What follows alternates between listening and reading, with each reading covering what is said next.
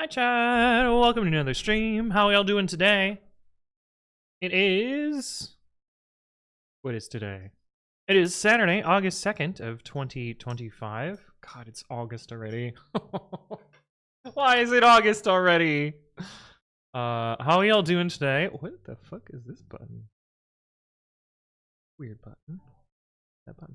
There's a plus or minus 30 minutes button on the Windows calendar clock. I don't know what it means.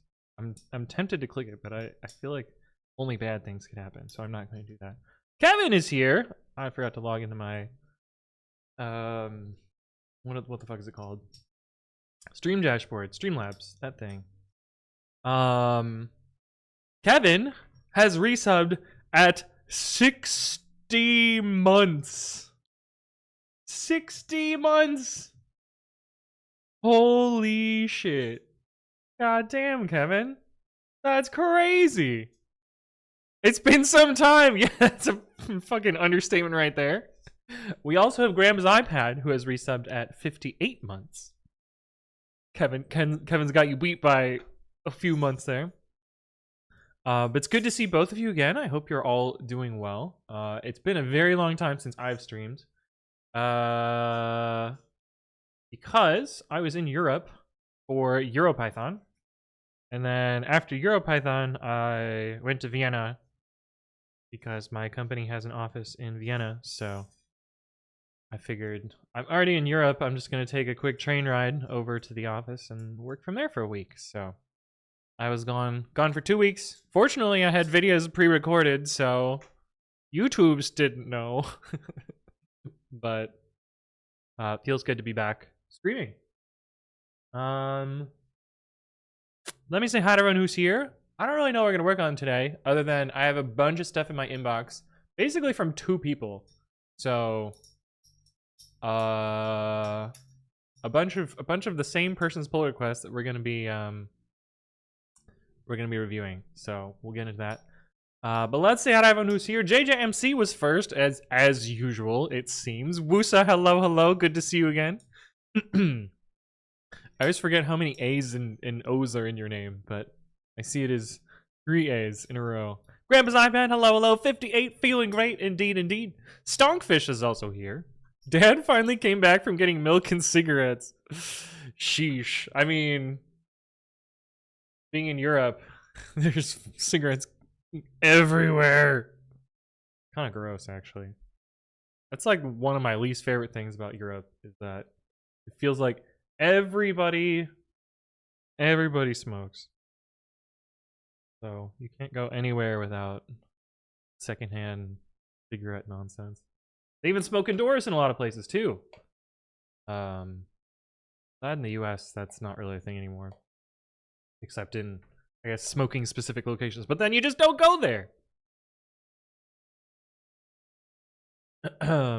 He's finally back on Twitch. It's true, Wusa. You still have your 3 stream streak, even if I don't stream. Nice.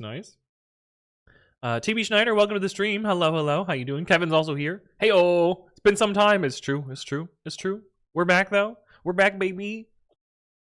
I was going to stream yesterday work stuff. But I had things to do, so I didn't end up going live. But it's okay. Maybe another day we'll do a work stream.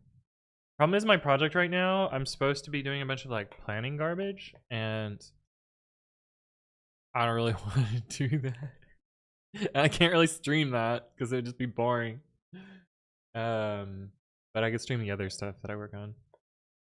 Also, if my voice sounds weird, it's because I went to karaoke on Wednesday and destroyed my voice.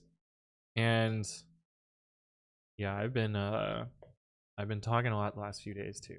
So it is not recovered, but it's fine. We'll just stream through it. What could go wrong? Yeah, Major Tanya's here. Hello. Anthonk stream is true. That's what's happening. We're streaming. Pandoxer's also here. Says, I live in Vienna. Didn't know you're around. Oh, that would have been cool to say hi. Oh, well. Next time, perhaps. Sigmovo says, how was EuroPython? It was great. It was great. Let's see. I feel like I have so many stories, but I can't think of which one to start with. There's one story that I have to tell, but Marsha has to be here. Because I don't know. I feel like it's a story about the like Grandmaster of Gooners that I saw on my trip, and I will tell the story when Marsha shows up. Because I think she will appreciate it. Let's see, EuroPython stories. So I went to not very many talks, which is fine. Some of them were good, some of them were bad, but that's just kind of most conferences. Like, I feel like the point of EuroPython for me is less about going to talks and more about seeing the people that I only see online, in person, and hanging out and having a good time. I met Jürgen for the first time. I've worked with him on the internet for almost a decade, and this is the first time I got to see him in person, which was really cool. I exemplified the Czech tradition of drinking a lot of beer. If you don't know, the Czech Republic is the #1 in the world per capita in beer consumption. This stat is actually crazy. The average person in the Czech Republic drinks more than 2 liters of beer a week. A week! It's just a crazy amount. But like, yeah, definitely consumed a lot of beer while I was there, which was great. It was nice. Emma's also here. Thank you for the resub at 63 months. It's good to see you again. I hope you're doing very, very well. For those of you that don't know, Emma is now a CPython core dev. Congratulations on becoming a core dev, Emma. We knew you could do it. Honestly, I thought you were a core dev a long time ago. I just didn't know any better. But now you actually are, which is cool. But welcome back. Good to see you again, and I hope you're doing well. I also learned that, and I guess I didn't learn this last time at EuroPython because I didn't really get to hang out with people because I got COVID. So I didn't do too much of the social event stuff last time, but I did all the social events this time. I learned a thing, which apparently a lot of people are kleptomaniacs in the Czech Republic. They like to steal everything. And I noticed when we left a bar, when we left like the first bar that a bunch of us went to, when we left, a bunch of people just like pocketed the glassware and walked out. And I was like, oh, wait, aren't you supposed to give those back? And they're like, nah, we paid a deposit. It's good enough. So, yeah, I did the apparently tradition and took a souvenir. Ooh, I stole something. Wow. What else about EuroPython? Oh, I saw a couple of talks that I'm probably gonna summarize in a video. One of them that like, I think the idea of it is like slots is useless, but that wasn't their talk. their talk was more like you're doing slots wrong, and here's what happens if you do it wrong. But I think I'm gonna take a more spicy take and just say stop bothering because it's not worth it anymore. But I haven't recorded that yet. Plan on doing it. Oh, I also went to the sprints, the like hackathon-ish after conference sort of do whatever you want to do, work on open source projects with other people sort of deal. I didn't work on any of my own projects, which is good because I feel like most of the things I've written are not really hackathonable, you know? Like I feel like a lot of them are feature complete or mostly feature complete and not something that I'm trying to like expand significantly. And so they don't really fit well at sprints. So I worked on other people's projects, which was fun. Even not stuff that I would normally contribute to. Oh, we are dropping frames. No, not the frames. No. Also, Cran PL, hello. Stick Mofo, welcome. Chat plans your project. I don't think that's gonna work. I don't think that's gonna be a good stream. I think that's gonna be a disaster for everyone involved. Sigmova says, Iceland is different though. Smoking is not common at all and almost never indoors. Oh, that's nice. So actually on my flight home, my connection, like 33 people on the flight were all coming from Iceland for like some professor group or like retired professor group or something. So basically a bunch of old people on a plane coming from Iceland. And the lady next to me, also coming from Iceland, was very talkative, like the entire time. And the first thing she asks is like, okay, so what's your profession? I'm like, I'm a software engineer. And she's like, are we all doomed from AI? I was like, hard to tell. And then she's like, well, at least we're not burning the planet from cryptocurrency. And I was like, why do I love this woman? Why is this my favorite stranger interaction I've had in such a long time? And then it got crazier. The conversation went on, and at some point, she's like, have you seen the latest South Park episode? And I'm like, you are probably at least double my age, and you are asking me about South Park. That is awesome. But I guess it just goes to show that, like, don't judge a book by its cover. But unfortunately, I still haven't seen it, the latest South Park episode. But apparently it's really good. I should go do that. But yeah, I guess old people from Iceland got taste. Stonkfish says, what's the beers per capita of the stream though? I don't even know how would that unit even be computed?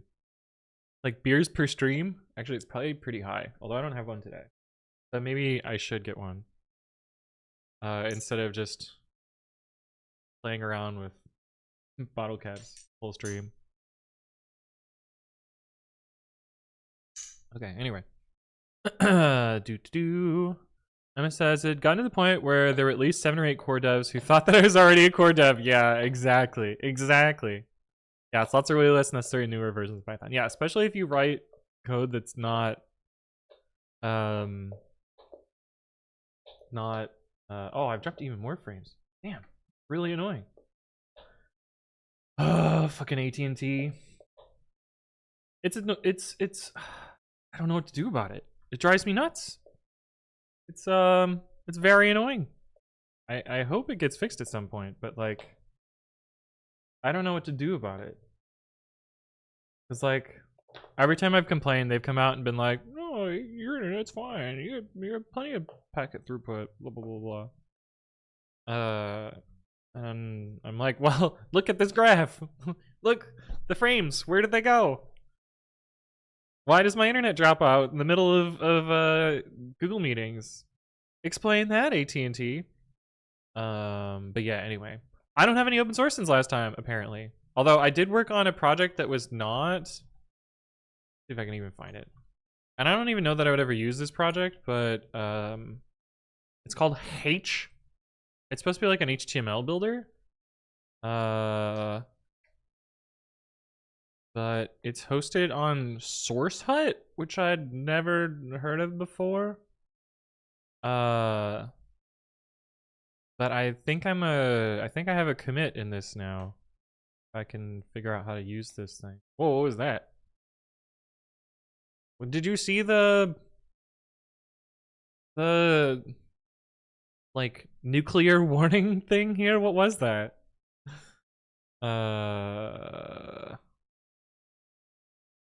Look, it's me. And this was something where I was like, do I really shill my own tool here? but it made everything way simpler, so drugs seems worth it. But yeah, I don't know. I also helped find a bunch of bugs in this project too. So this was one of the things I did during sprints weeks. Oh, is it checking you're not a bot? Ah, cool. Yeah, that makes sense. How do I find the issues? How does even one use source hot? I've never used this before. Are they top level issues? No.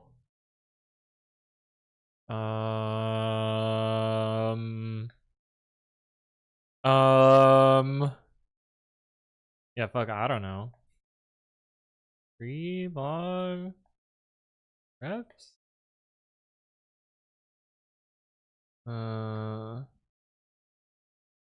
Oh, neat. Panic stuff.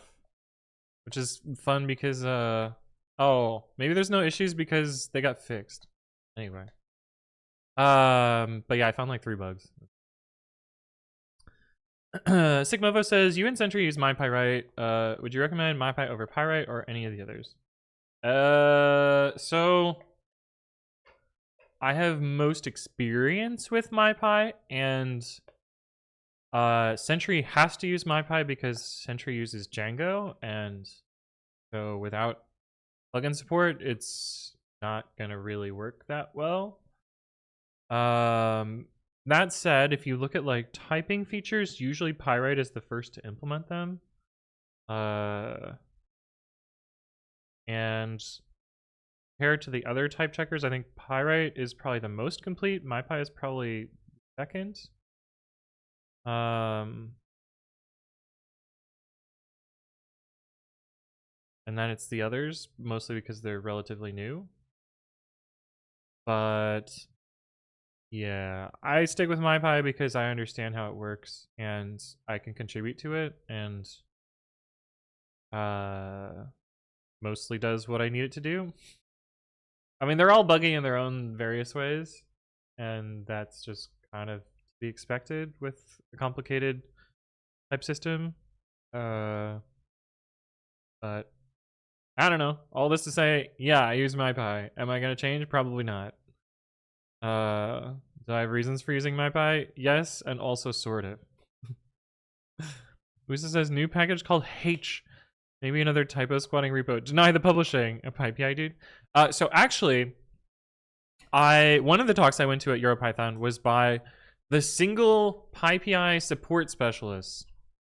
Is it PyPI/support? Is it PyPA/support? No, PyPI/support. Do they mention themselves on here? No. But I met the person that is responsible for processing all of these issues, which, dear God, there's so many of them. But they gave a talk on yeah, Maria. They gave a talk on how they've improved this process and how much of a pain in the ass it is. And my favorite part of the talk is she was like, all right, before we begin, it is PyPI, not PyPy, not PyP like some of the dumb Americans say. PyPI. And I was just like, yes, yes. Someone else also feels my frustration here. But the best part of this, after going through that spiel and then giving the rest of the talk, the like talk assistant person, like the volunteer that's responsible for like fielding questions and making sure things flow nicely and introductions and blah blah. The talk assistant person, the conference person there, comes up on the stage afterwards and is like, thank you for your great talk about PyP. And then everyone just burst out laughing, and she's like, "What? What? Did I say it wrong?" And then Maria's like, "Oh, it's pi." And then afterwards, she was just like very flustered and like working really hard. Pi, like enunciating extremely clearly. Oh, but it was so good. It was so good. But yeah. Sick Mofo says, "Don't you dare take my pie away." Pie's a different thing. Pie's a completely different thing. Kinslayer says pie. Yeah, I don't know why. I think it's the same people that say numpy, which also, I don't know. Are they using Python? Like what? How did they possibly get to that? You thought it was P-yippy? P-yippy? No way. Not you're trolling, Stonkfish. There's no way you thought it was that.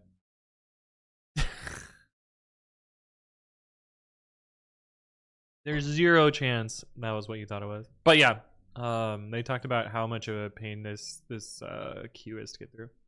Also, did sentries get solved here? Gyros says K9S. Well, it's a numeronym, right? But what is the 9? What are the 9 letters? The package. Free CLI. Oh, we haven't gotten ours yet. No. No. Yeah, we ran out of our limit. Like, is it a numeronym, or is it somebody that doesn't understand that it's a numeronym? Oh, it's somebody that doesn't understand that's a numeronym. Got it.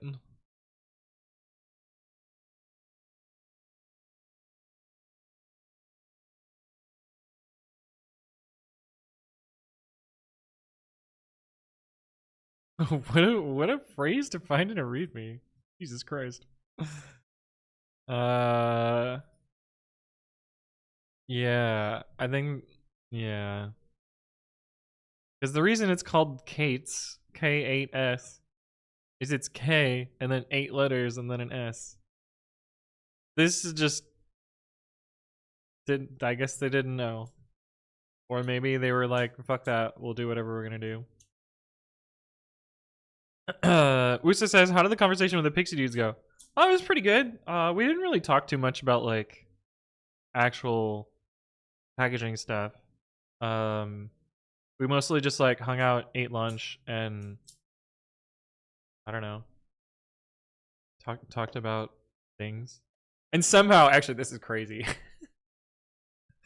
One of the Pixie guys is from Austria, and I don't know. I don't know how it came up in conversation, but I was like, "Are you from Austria?" I like somehow, I don't know how. I cannot explain this. Cannot explain what I picked up on that I just assumed he was from Austria. And he's like, "Yeah, what the hell? How did you know?" No one would ever guess that. They would just assume Germany. And I was like, "I don't know." but it was very cool to call that. S1 Cube says, "Welcome back from Metric Land." Yeah, the real units back in the bullshit freedom units land. Thank you for the resub at 51 months. It's great to see you again. I hope you're doing well, S1 Cube, and thank you for your continued support as always. But yeah, we mostly just like talked about, you know, what we did for work, like thoughts on open source, you know, thoughts on rewriting everything in Rust, and the sustainability problems with that, and why I don't use Conda, and you know, various things like that. And then I went to their talk, even though I have no interest in using Pixie, but I wanted to see what their pitch was. And I learned a thing. Apparently, okay, so surely someone in the chat uses Conda, right? Like at least one of you. Apparently, and this was crazy to me. Apparently, the average Conda user just has one Conda environment for their entire machine, and they just reuse the same Conda environment for everything, and like they don't do per project environments, and apparently that's just fucking normal. I learned this during their talk because someone raised their hand and was like, so I noticed that Pixie is per project rather than global on my machine. I think this is going to prevent me from adopting it. And I'm like, what? How do people live like this? How do they know what their dependencies are? And the guy next to me was like, yeah, dude, this is normal. Like, what? And yeah, they were basically like, we're thinking about ways to maybe enable that workflow, but it's not what we recommend. And I was like, damn. Yeah. There's like global installs for Pixie, but they're global, but only expose the binary rather than the library. So it's like not exactly the same as the Conda setup. But like, damn, it was wild. Well, it's true. Hello, good to see you. And our company just subscribed to Frequency Eye. Hell yeah. Let's go. One more. Thank you, Flotstrew. I appreciate it. Kegsit is here. Hello. How you doing? Emma says, I know so many people who do this. It's fucking wild to me. It's wild. It's absolutely wild to me. Welcome to data, air quotes, science, parentheses, crap. Yeah.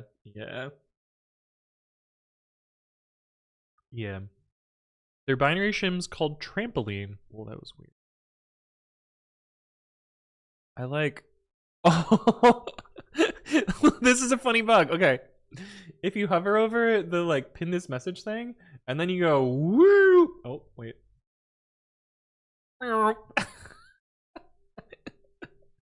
Does this one work too? Wait, why does this one not do the same thing? Only this one does. Okay, anyway.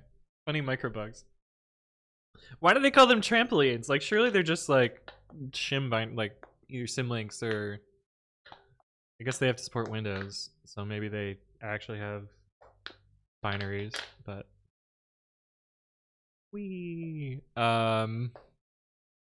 that's the Twitch Osu Easter egg? Wait, why is this an Osu thing?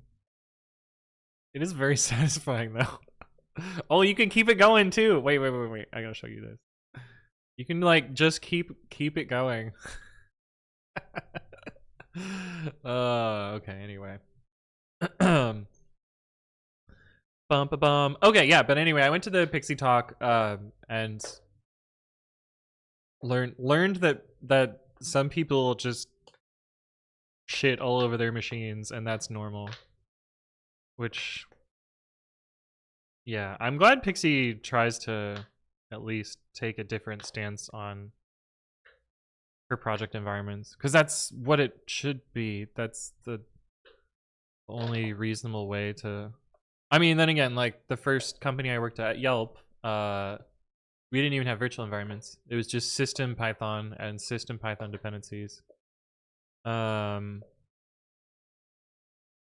Which was also absolutely wild. Absolutely wild. But yeah. Oh, I saw a lot of viewers at EuroPython, which was cool, and I gave out a bunch of stickers, which was cool. Mr. Singh, thank you for resub at 38 months. My executables are garbage. They go straight to the bin folder. Oh my god, that's great. Hello, good to see you again. I hope you're doing well, Mr. Singh, and I appreciate your continued support. I did see a bunch of viewers at the conference, which is cool. And there was one like really funny interaction where, well, I mean, there were a lot of really funny interactions, but this one in particular stood out to me. I was in a group of like 5 or 6 people, and like we were just chit-chatting, and then someone was like, wait, I recognize you from somewhere, and I'm like, probably YouTube. And they're like, yeah, I watch your YouTube videos. And then another person in the group was like, oh, you make YouTube videos, I'll subscribe to your channel. And they're like, oh, what's your channel name? Oh, I'm Anthony Writes Code, blah, blah, blah, blah, blah. They open up their YouTube, they go to Anthony Writes Code on YouTube, and they're already subscribed.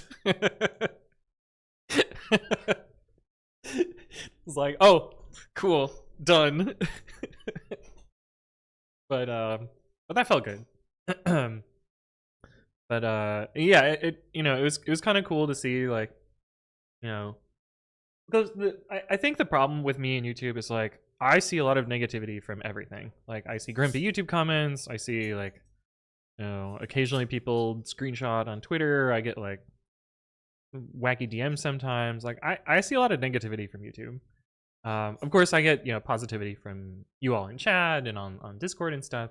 But I like, it's hard to weigh those two in my mind, and so in a lot of ways, like, it feels like I'm a failure. I'll just put it like that. But seeing people in person, like, reinvigorated me a lot about, like, yeah, no, this stuff is actually worth it. People do actually really appreciate this. Like, it does make a pretty big difference. So yeah, I mean, I'm glad I get to see that in person occasionally and have people be actually appreciative on stuff that I've done. So but so sometimes when all you see are angry YouTube comments, like,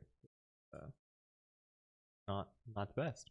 But anyway, Wusa says they use a tiny / fast executable that auto reads a config with the same name, and the config tells the real executable to invoke with some environment variables. Oh right, because Conda needs a bunch of, like, funky environment variables to do its thing. Yeah.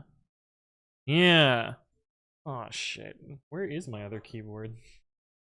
Hello, Knowledge, how you doing? Oh, it's over here.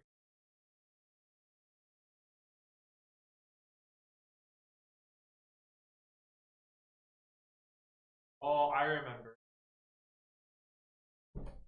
I remember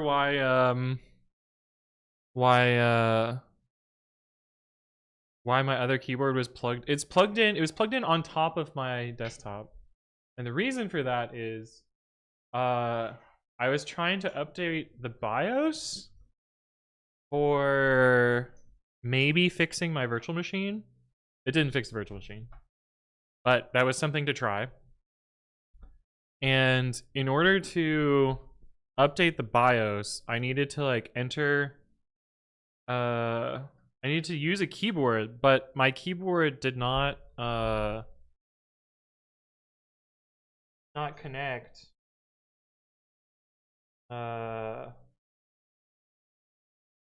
It didn't connect in the BIOS mode because I actually feed my keyboard through my monitor and through a USB hub. So it's, like, very daisy chained, but the monitor drivers did not load in the BIOS. And so only my right-hand screen, which is vertical, was turned sideways. That was the one that it displayed on. And then the only USB port that worked was the one directly on the motherboard to use the keyboard in BIOS mode. And so it was, like, very jankily using my keyboard from across the room. Because I didn't want to take everything apart. Yahya Malfrad, thank you for the follow. Welcome, welcome. I hope you're doing well. Sorry if I mispronounced your name. Emma says, I wish I could have gone to EuroPython. Would have been so great to see people. Yeah, it was pretty good. It was pretty good. Yeah. And maybe this is because I was at the booth at PyCon US, but I feel like I had a lot more fun at EuroPython. Because I got to just be my own person and not have to, yeah. I could just exist. Kegs, it's on a 3-streak stream. Nice. I still don't know how to get those in IRC land, but probably because I have to do the fucking pub sub nonsense that I've been putting off for forever. But yeah. You're not a failure. I'd be happy to have 100th of your tech knowledge. You certainly have 100th of my tech knowledge, Wusa. Don't sell yourself short. Now let's just blame my friend who complimented your keyboard and wants to see the other one. Ah, yes. Well, here is the other one. Oh, I haven't used this in a while. Is it jumps? Yeah, it's jumps, not jumped.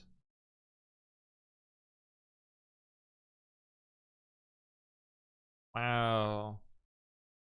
IRC land. I thought chat was Selenium OCR. Yeah. For those of you that are not familiar with the reference, is it a screenshot? Can I just paste a screenshot of the text? Ugh.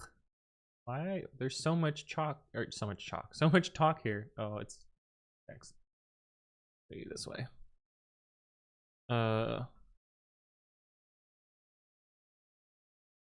From the Dick Sword. OCR is kind of a blanket term, so I don't have to write out a long explanation. We used a Python script, Selenium, and a headless browser to capture the Twitch chat element and take screenshots at set intervals with save screenshot. We initially did this every 10 to 15 seconds, but it took way too much bandwidth / data. We used Tesseract to convert it to image, convert the grammatical error. Convert the images captured to readable text for a while, but later GPT could interpret the images by itself. So we built a huge prompt for GPT with all of our botnet data in and asked it to look for certain data points consistent across multiple chats. Jesus Christ. What the fuck is this? Like, surely they know. Surely they know that there's such a better way to do it. Now type it backwards. Oh no, that's gonna break my brain. I feel like I'm gonna have to do this. Dog lazy the over jumps fox brown quick the quick brown fox jumps over the lazy. Oh man. But now I can do it faster the second time.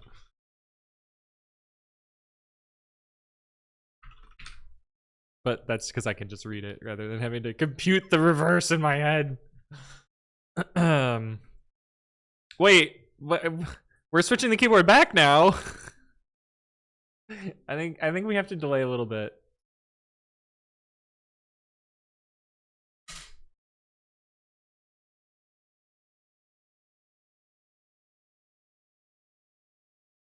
Yeah. Okay, anyway.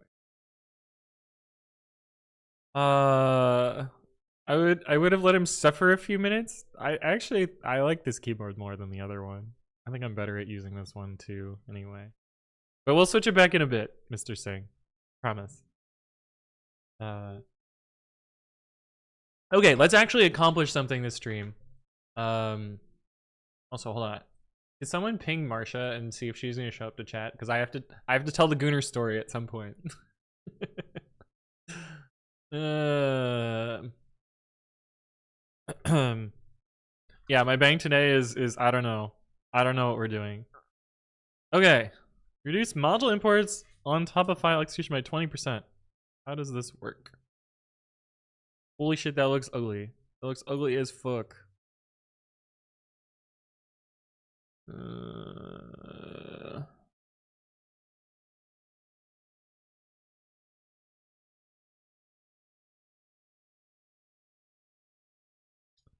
Is string literal? Oh, I see. They just took the ugly thing and moved it.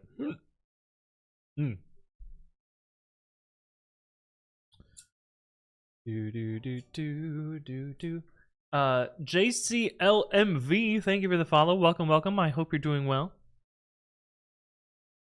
A lot of stuff changed here.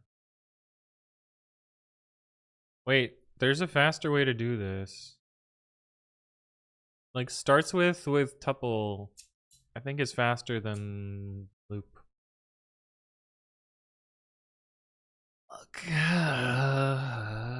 Is it ever a good idea to make a dynamic literal? What does that mean, Mr. Singh? I don't know what that means. Like a template string? I feel like a dynamic literal is not a thing. Like it's one or the other. French fries.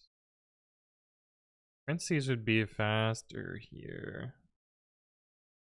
Also, they just loop over it. There's no reason to make it a frozen set.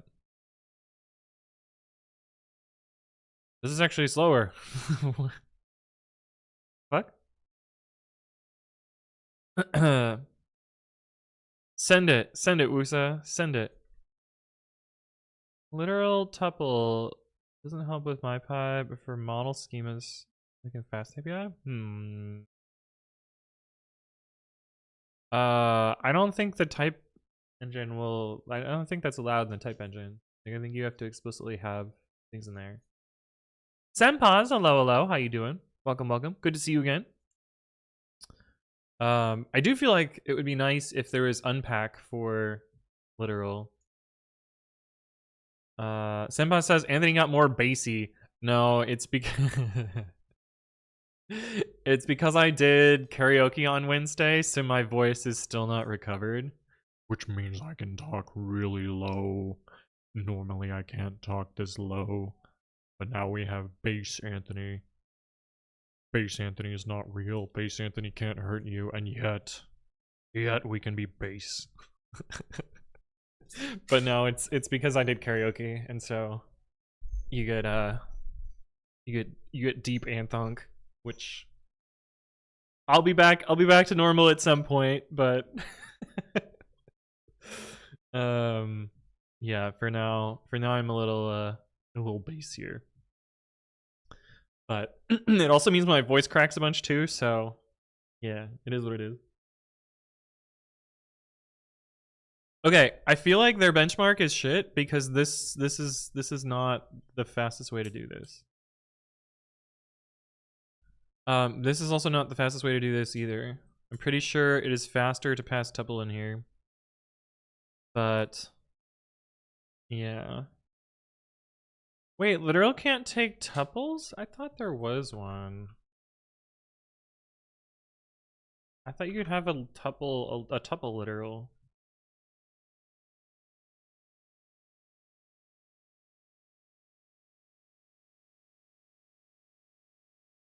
Oh,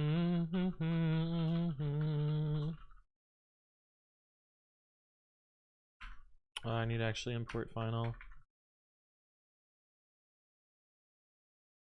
Oh man, I feel like I'm so fast on this keyboard.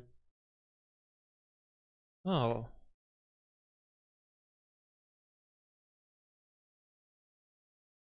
Is this not a thing? Or maybe this is a pirate thing. Is this a pirate thing?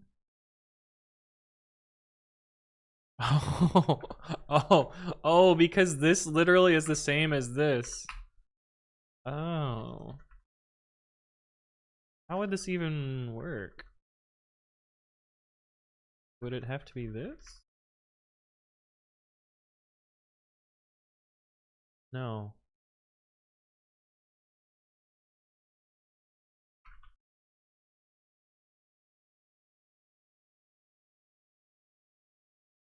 Okay, I'm just misremembering that because I guess this isn't a thing.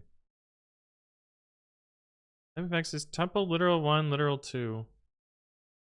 Yeah. Oh, I guess that is this is the same as the literal. Although you could build it non-literally. Why do I feel confused about this? Okay. Yeah. I guess not. It was a good karaoke night. So it was supposed to be Run Club. This is actually such bullshit. It was supposed to be Run Club. And then there was this massive storm predicted for Ann Arbor. Like, the Weather Channel said that it was going to be an inch of rain an hour. Or 2.5 centimeters an hour. Which is a crazy amount of rain. And so they just preemptively canceled Run Club. But a bunch of us were already downtown anyway. And so we're like, well, you know, usually we run and then we drink. So I guess we're just going to skip straight to drinking. And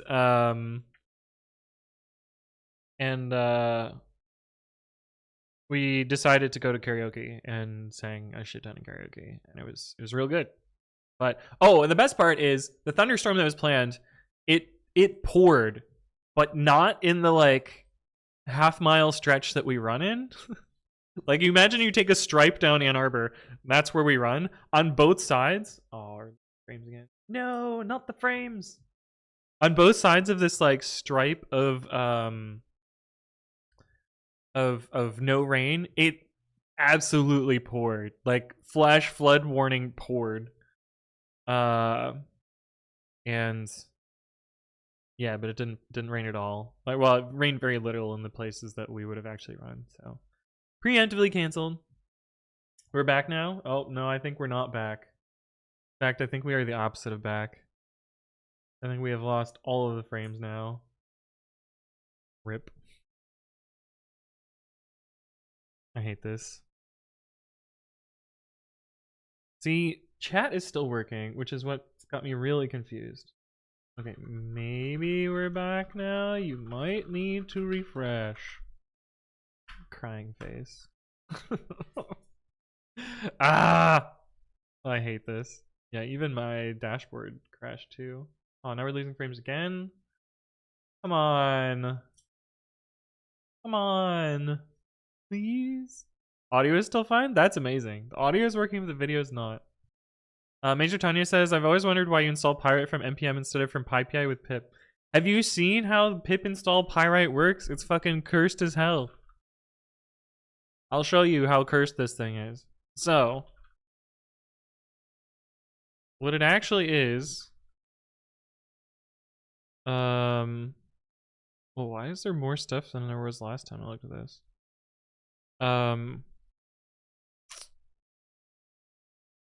Yeah. So, fun fact about this, actually. This code, I think, was originally copied from pre-commit and then changed. Yeah. It makes a Node virtual environment. Node.js wheel. Jesus Christ. Anyway, this is why I don't use it, because this is a fucking disaster. Also, these people. I've got words. I got words for these people. But Vertex Stories, thank you for the follow. Welcome, welcome. I hope you're doing well. Occasionally recovers, but the frames are sparse. Yeah, I think it just like completely died this time. They're saying you got a spin for me. This is your example. Roots to arrow tuple stir. So this would actually be tuple stir ... Oh yeah, this would never work. Yeah, that would never work. But there is a way to sort of make this work. But in the other direction. Did I show this in a video? I did show this in a video. Which video was it? Was it a typing puzzle? I think I showed this in a video. Was it this one? No. No. This one? No. What the fuck? This one? This one. Yeah, so same problem, like you have an enumeration of literals, but you also want to represent them as like a tuple. Spoilers if you haven't watched the video.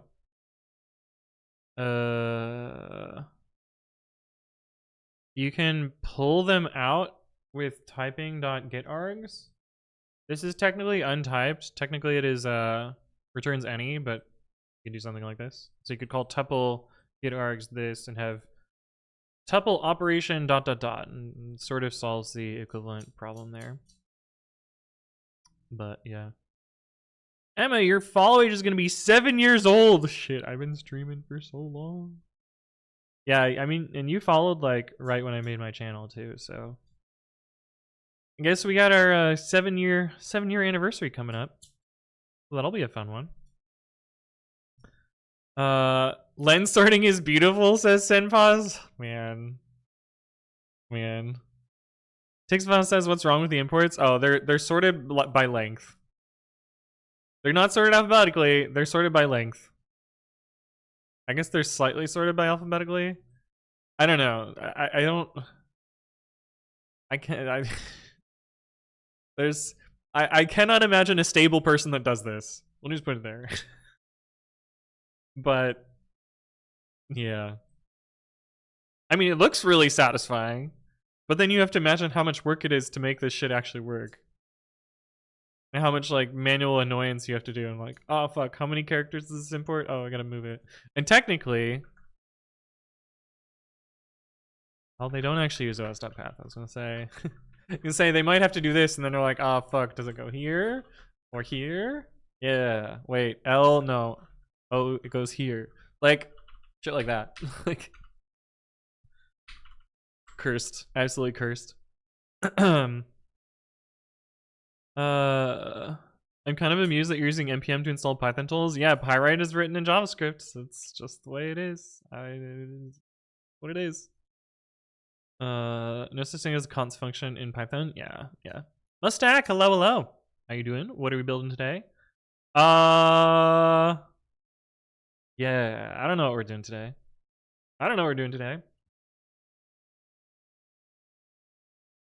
You tab align all my structures and variables. Yeah, so you gotta just let a auto formatter do that for you.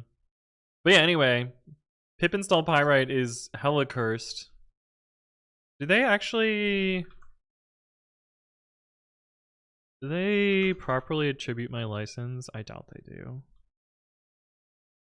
Nope. Let me confirm that they actually copied it from, because I'm pretty sure they did, but I'm pretty sure they made this specifically for pre-commit.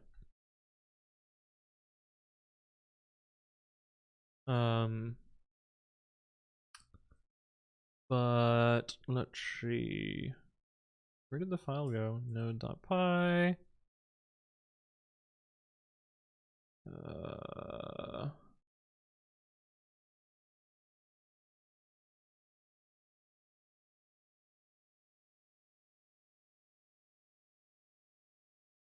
Where is their file?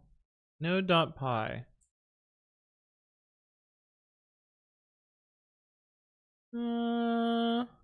Maybe this isn't. Actually, this looks this looks exactly the same as the pre-commit code. But I don't know that they copied it, so I can't say for certain. It does look suspicious. But anyway, try not to violate the MIT license. Literally impossible mode. Not as bad as padding spaces before imports, so all the imports in the from import lineup. I don't even know what you're talking about, but that sounds cursed. Okay, anyway, back to this. Do they include their benchmark? Because I think we can beat their benchmark.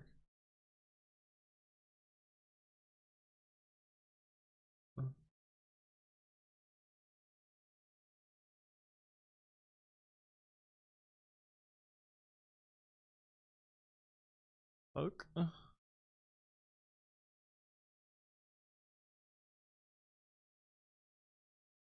3 sample runs. That's not statistically significant.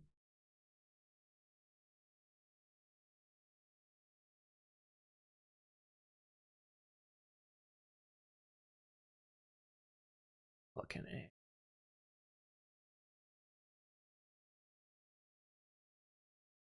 What did they run it against?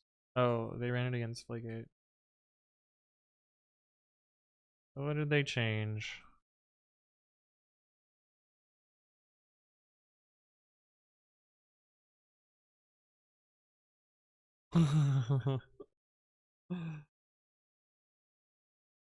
This is certainly an approach.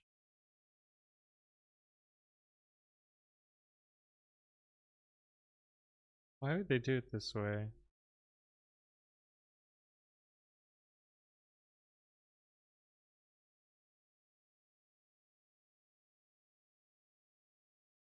I mean, I guess we can try and figure it out. Yeah, it's not gonna work in Twitch chat because they collapse all the white space. Oh man. Yeah. That is a little cursed. Also, here's a photo from karaoke night, in case you wanted a karaoke photo.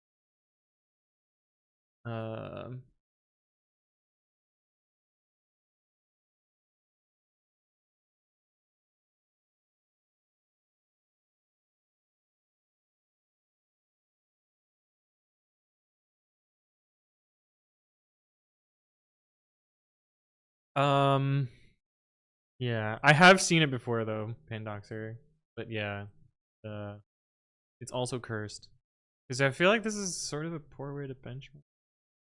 Whatever, we'll do that.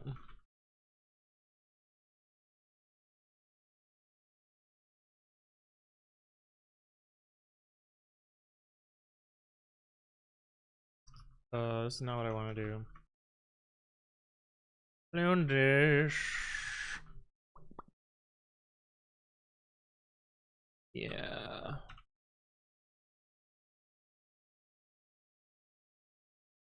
Do, do, do, do, do, do, do.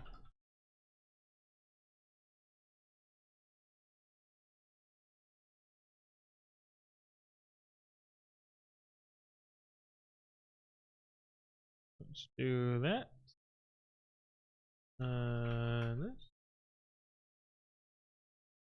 And then this. Cool. And this apparently does their benchmarking stuff, maybe? Did you know you have only a single email address in your GitHub? That's very concerning. Yeah. GitHub's been bothering me about that for forever, and I've just been ignoring it. If their goal was to get me to completely ignore anything that they write, they've certainly accomplished it. Why is this taking so long?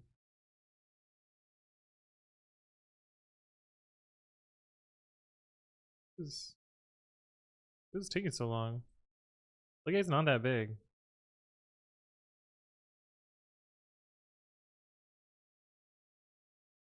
Like,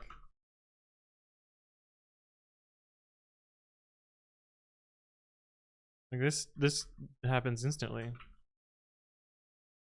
And that happens instantly. So what the fuck was happening with this thing?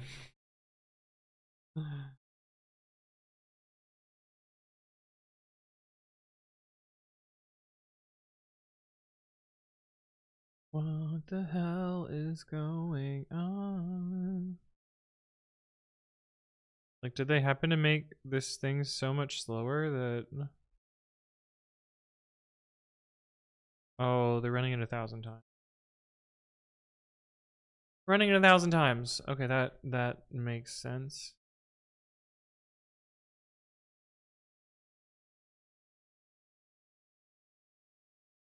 What a weird way to write this.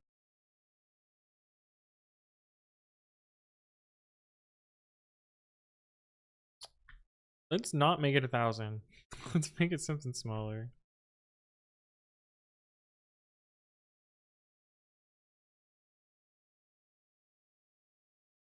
We'll do 100. Let's get rid of the error.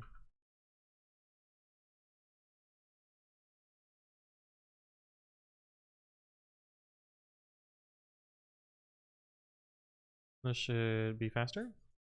Losing my life on Twitch. Hello, hello. Welcome to the stream. Aren't we all, right? Okay, so we have before. What was the one they were trying to improve? Import something. Module imports top of file 1031. Let's run it again and see what else we get. W name? Yeah, exactly. This is a pretty good name.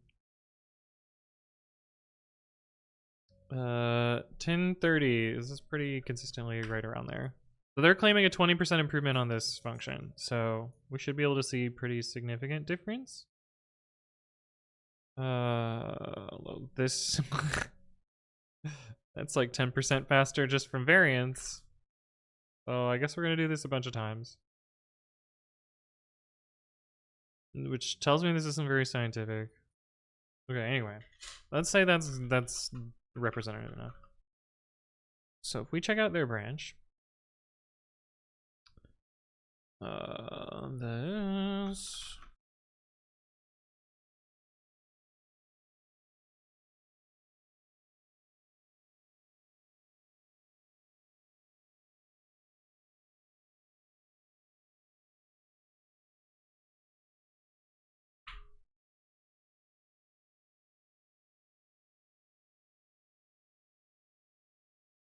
claiming 20% improvement here. So we should see like less than 1,000, significantly less than 1,000.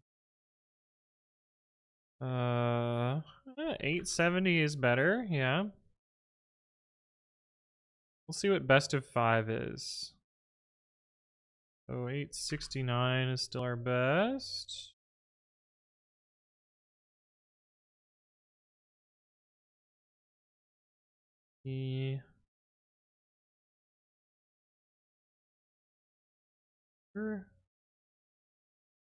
And one more. Let's say 869 is the best. And then I'm pretty sure we can improve on their speed a little bit. 861. Okay. What was the thing that I was going to fix here? It's such a pain in the ass to improve too.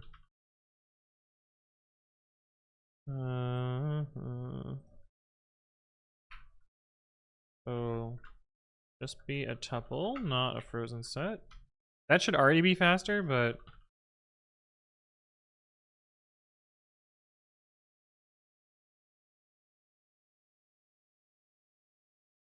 that should be faster.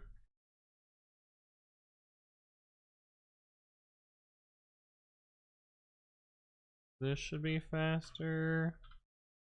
What else was I going to improve?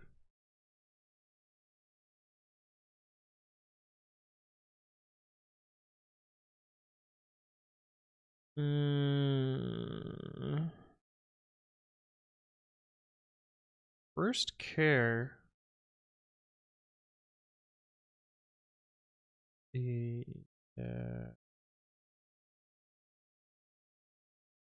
Isn't exactly correct though.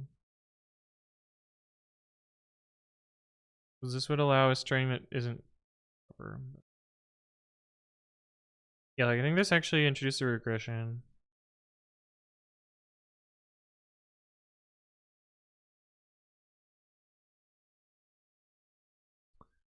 But what is the regression? I think it just allows invalid string literals, which is probably fine. My frames! No, not the frames! Fuck. Bingham! Hello, hello, how you doing? String is out of practice after the EuroPython break, needs to catch his breath sometimes. Yeah, my fucking internet is out of breath for some reason. Quite annoying. Quite annoying. Okay, so those two things should make it even faster. So let's try this now. We're really gonna be like 861, but consistently. Yeah.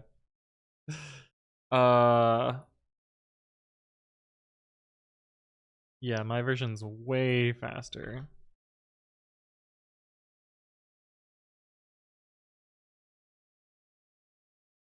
Sick.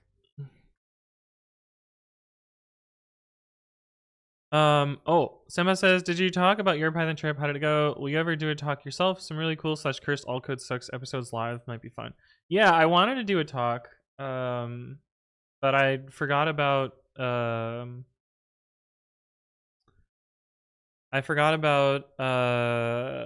CFPs, and also EuroPython was like a last minute thing for me, so I didn't have anything prepped, which is fine. But yeah, I have lots of video ideas. I think probably the one I want to do the most is something about like my Pokemon projects, because those seem to me at least the most fun. Why is it done like this?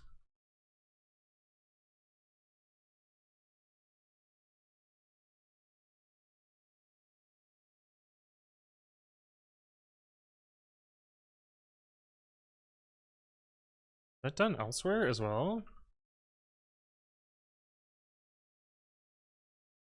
Did they write it like that? Or was it just dumb before? Oh.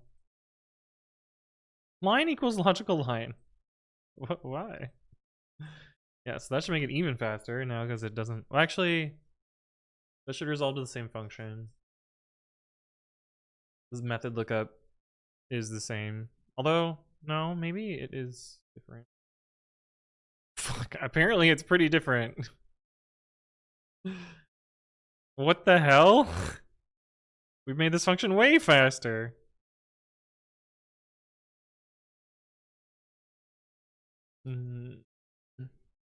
Yeah.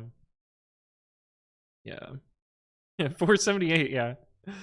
From 1,000 to 478 is pretty good.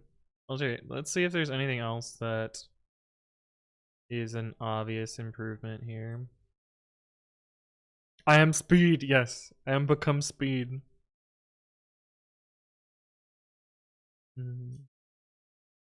Gas, yeah. What is dunder regex, by the way? Because I bet if we get rid of the regex, it gets faster.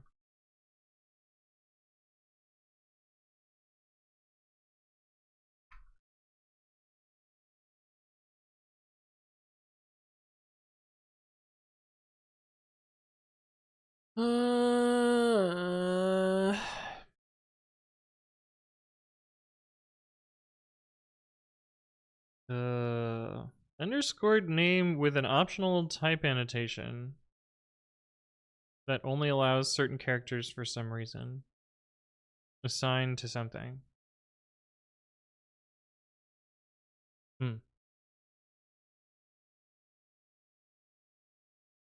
Yeah, that would be harder to represent without a regex. So probably just leave that. Probably fine to just leave that.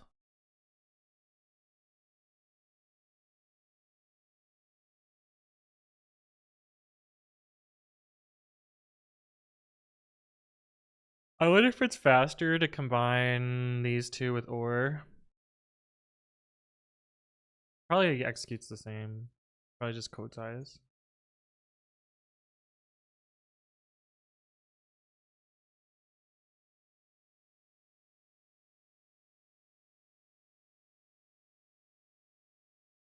Yeah. Yeah.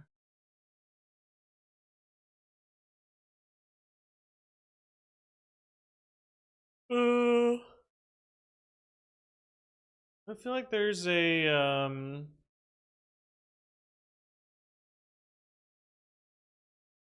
another improvement to this, which is like once we have seen some of the stuff, like we don't ever need to check this.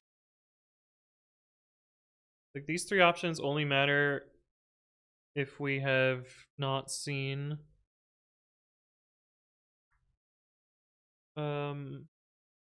non-imports.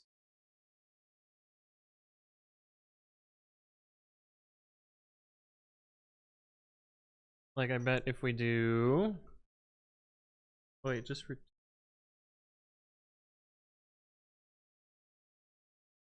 every logical line, yeah. So I think if we do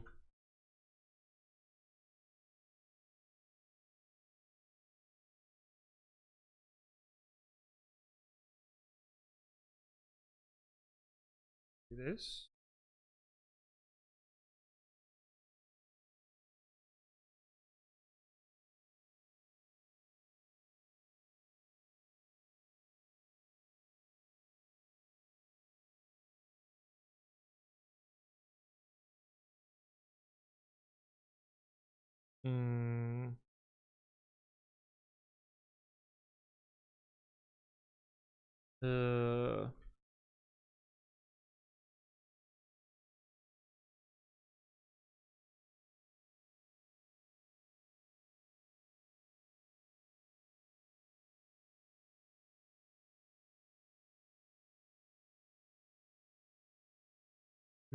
438. It's faster. Maybe it's faster. I don't know. We didn't do 5 runs of the previous one. This feels faster.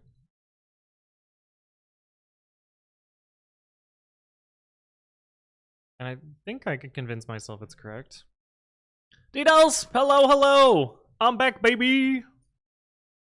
What is up, chat and Anthony? It's going. We're dropping frames, you know, the usual. My internet's pissing me off, but it is what it is. Question is, does this pass the tests?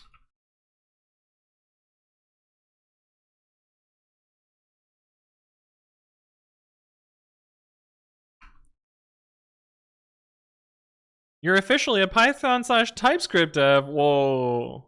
My stream is so much more relevant for you. Doc line too long. What the fuck are you shitting about, pycodestyle? Oh, is this one of those? My god, this is so stupid. I hate these. The comment is too long because somebody misinterpreted the fucking Pep8 once. So stupid. So stupid. You had all balls deep on poetry and UV? Yikes. Unfortunate. Unfortunate for you.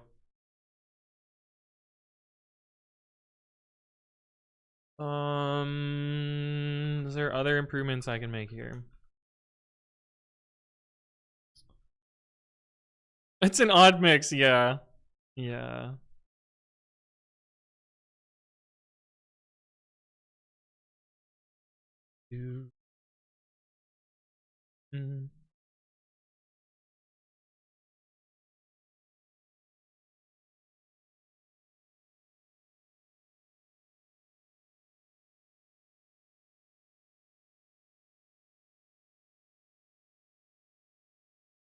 Okay, at this point,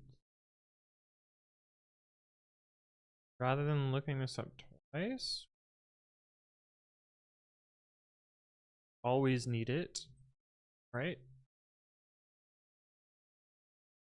That would just be a code simplification, performance improvement.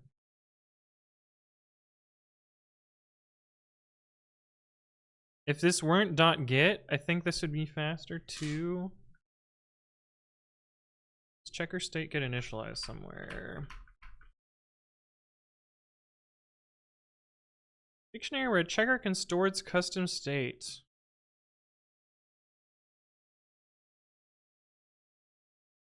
Well,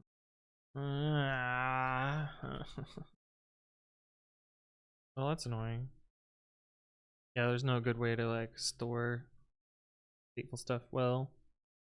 It's unstructured. But this is a further improvement on the previous changes.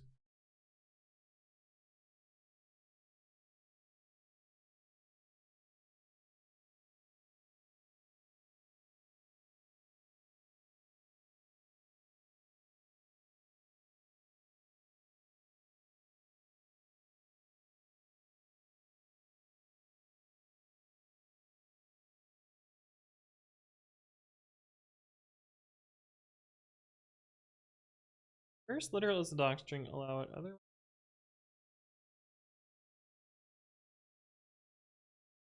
This seems fine.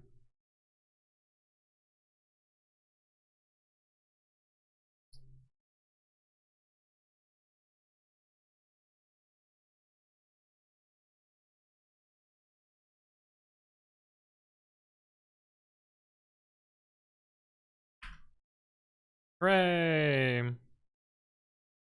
Most teams are poetry, they've built out info around it, and some are trying to move to UV so they can have Nix packaging native. I'm sorry, what? The former company hasn't deactivated me on Shareworks, so I keep vesting more options? Nice. Nice. Nice.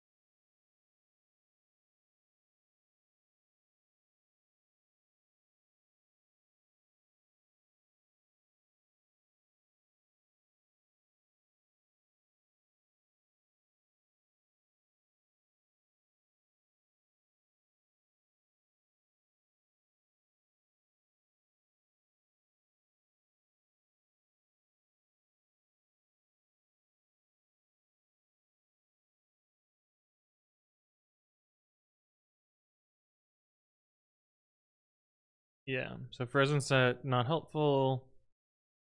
Using starts with tuple, faster than calling it twice. Only do the non-imports checking if we haven't already. And then use starts with here, and don't call re.match unnecessarily here. All pretty good. No one wants to buy the stock? Yeah. Then switch the keyboard? Okay. We'll switch the keyboard. I will fill up my water, and I will be right back. But first, I guess we can. Just for you, Mr. Singh, because you redeemed the points like an hour ago. Where do I put this? Chair. Yoink. Balls in the middle. A little twitch doodad. Yeah. We good? Roughly aligned? Sort of? I don't know. I feel like the keyboard's in a different spot now.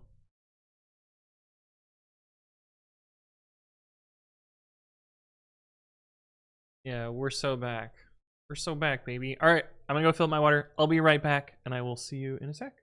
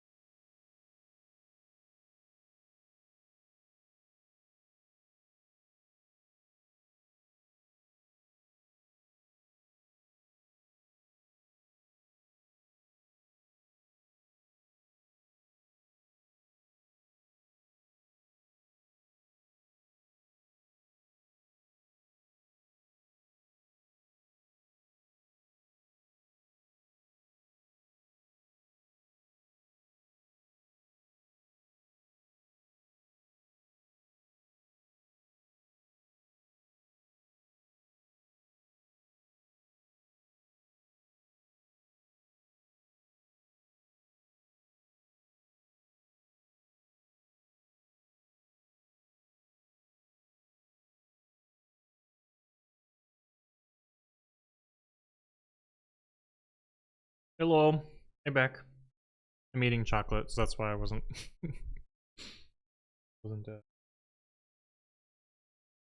didn't go back to my face. But how's it going? Oh, I missed a bunch of chat while I was gone. And my internet died. This time it was actually my entire internet connection because chat died also, which is weird. Simba says, a small philosophical question. Are there people that work with some language/tool for a long time and actually like it? I'm not a big expert in Python, but I keep learning. I know a lot of things and kind of hate Python and working with it in the libraries and so on. Is this inevitable? Yeah, what's the phrase? Familiarity breeds contempt or something like that? I don't know. I think everything sucks, and after a while you find the bad parts in every part of everything, and yeah, that is kind of normal. Zithrius, thank you for the resub at 4 years. I'm engineering my limit. Welcome back. What does that mean? Good to see you again. I hope you're doing well. Appreciate your consistent and continuous support. 4 years is a long fucking time. That's a long time. And it's good to see you again. All right. Time to sell you on Julia. Oh. The thing I hate, the most hate about Python is the packaging says build system. Yeah. I mean, it could be better. Drugs. Yeah, I mean, making a library is more work. But once you've done one, you just copy paste it, and then you're done. You're done forever. Easy, easy fix.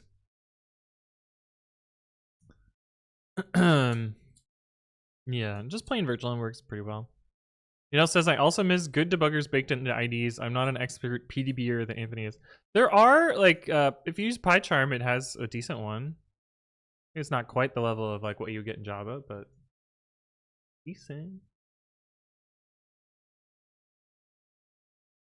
PyCharm has some really weird problems in accurately handling Python, weirdly enough. Oh, well. I take back what I said. I don't actually use PyCharm, so I don't fucking know. Jano T, hello Zo, says, at least it wasn't me. Yeah, it's my fault. Exit says, let's fucking go. I won the URA final. I don't know what that is. What is that? Is that the horse game? Is that the anime horse girl game? Is that what that is? I think that's what it is.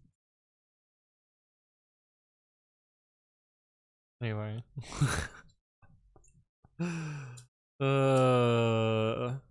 Yeah. Horse racing, but anime girls. What a time we live in. Yale says, I've used Python for a long time before I became more of an expert in Java, so I'm not super concerned about getting back up to speed. I'm more worried about TypeScript since I've avoided all JavaScript like the plague. At least TypeScript's a lot nicer, although you do have the same like packaging problem, except it's build systems and like they change every couple weeks, feels like. And it's not quite that often, but more often than it should be.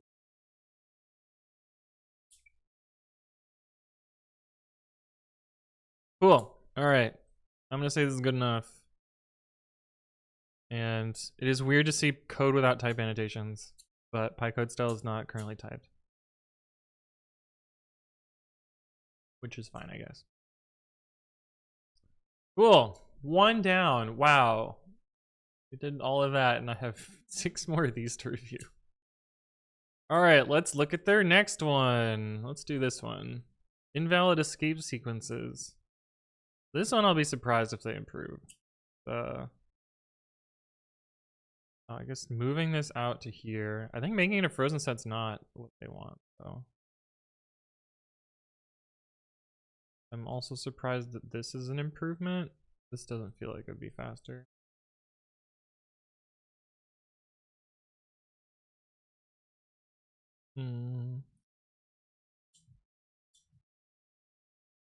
Yeah, like this surprises me.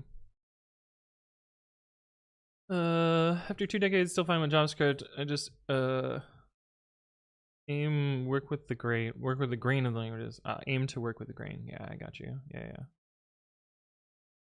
Dithu says, me coming back to C++ after a year and forgetting many things while also trying to do SDL. Well, SDL is a whole different beast, so that's kind of fair. The bot. Nature Tiny says, my already basic Java Kotlin knowledge is atrophying because I'm laser focused on my current Python project. I do like Kotlin.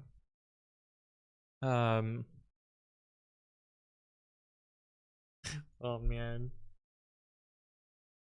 Oh, all right, chat. You ready for embarrassing? Oh wait, I have 2 embarrassing stories. I'll tell you the less embarrassing one first. I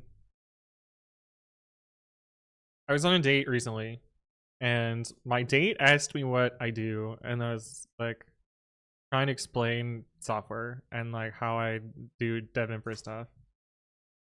And she's like, I once tried to write Java. And I was like, oh, I like Java. It's okay.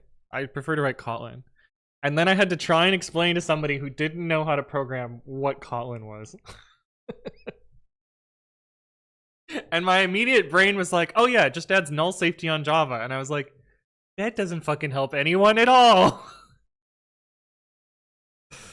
No one will know, like, now I have to explain null safety, and down the fucking rabbit hole we go.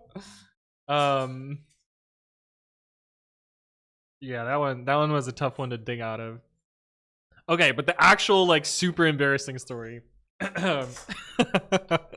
Oh, this one, holy fuck. This is the one that you wake up in a cold sweat and you think about a decade later and you're like, God damn it, fucking kill me. Okay, so this was last Sunday at Run Club. And oh no! Didn't refresh after the frame drop, Tanya. Oh well. Okay, so this was last Sunday. Just gotten back from EuroPython and Vienna. I was jet lagged as fuck, but I went to Run Club anyway. I was like, I am not missing Run Club. Run Club is love, Run Club is life, must go to Run Club. Anyway, so I'm at Run Club. We do our 6-mile run. It's really fucking hot out. Like, absurdly hot out. Very humid, and I am sweating bullets.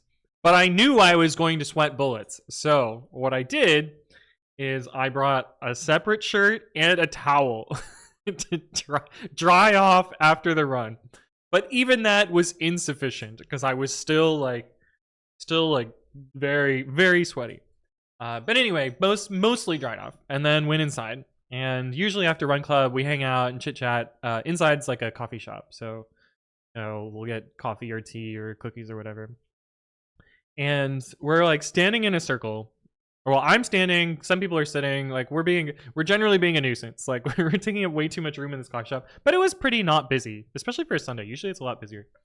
But anyway, I'm standing there and I'm still like sweating bullets. Like despite drying off, changing clothes, whatever, I'm still sweating bullets. And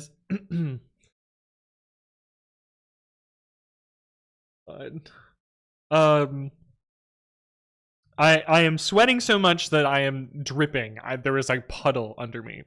That's how sweating I am. And after about like 15 minutes, the barista comes over with napkins in her hands, taps me on the shoulder and goes, you know you're dripping, right? And I'm like, yeah. And she's like, make sure you wipe up before you leave because I don't want a spilling hazard or a slipping hazard. And I was just like, oh, I want to die right now. And she walks away with the biggest fucking smirk on her face. Oh my god. And yeah, that's my my wanted to die story. Oh, my clock is off. Yeah. But I also learned that their floors are fucking disgusting. Because when I cleaned up the puddle with the napkins, the napkins were black afterwards. Like, those floors were dirty.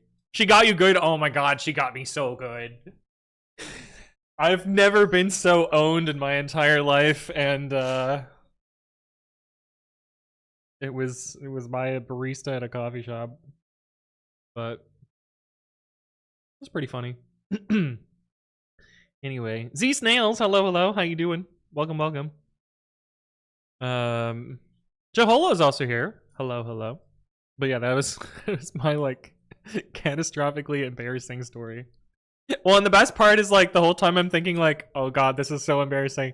Oh shit, this is gonna make such a sick story for Twitch chat. But not that embarrassing though. It kind of. I feel like this doesn't make it. I feel like this is the only, and not inline.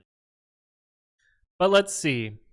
This says 60%. So let's see how significant the actual changes are here. So let's start with mainline again. Brush. Actually, we can probably comment on everything except for this one here.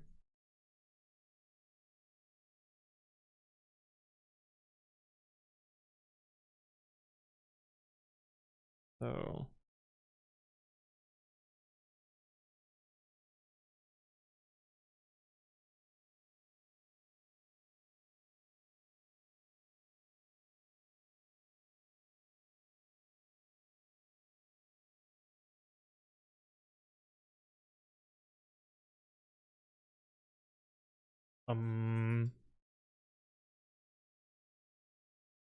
oh, right, because now this has errors in it.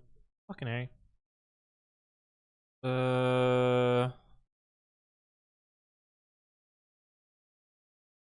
We'll replace this with,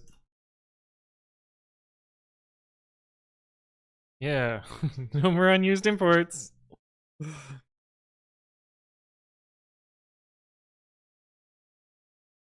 What the fuck? What do you mean? No, what do you mean?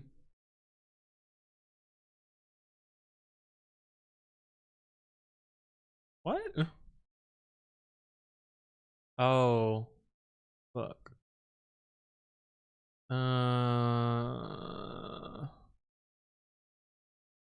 Really? That doesn't work? Oh. Did that fix that? Maybe? There we go. Okay. Anthony drips sweat, yeah. Mr. Singh says, glad I was still here for the story. Adios for now. Well, thank you for stopping by. Good to see you as always. Have a good one. Alright. This actually is kind of slow. I'm a little surprised. Okay. We'll get 5, so we get a best of 5.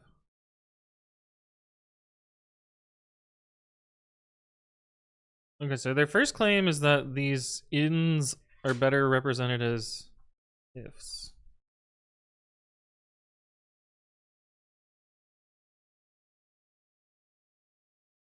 So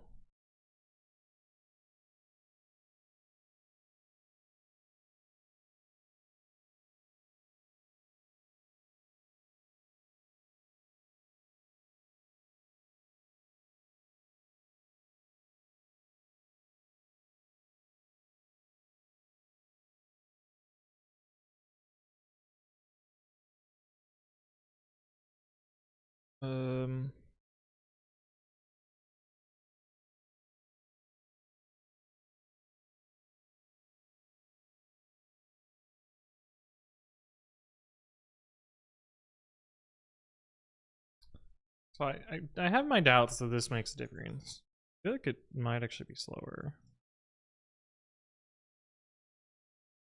What the fuck? That makes a huge difference. I'm really surprised by that. That's crazy. I guess because F strings are way rarer than normal strings? That's wild.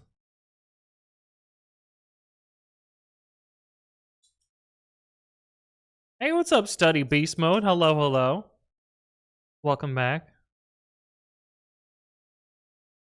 Wonder if it'd be different over frozen set. So the thing about Python, if you have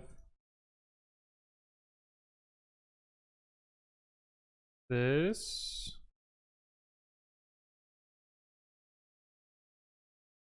I believe the peephole optimizer, yeah, the peephole optimizer turns it into a frozen set, so see it on screen. Like it has special optimization for this. Which is why I would think this is faster.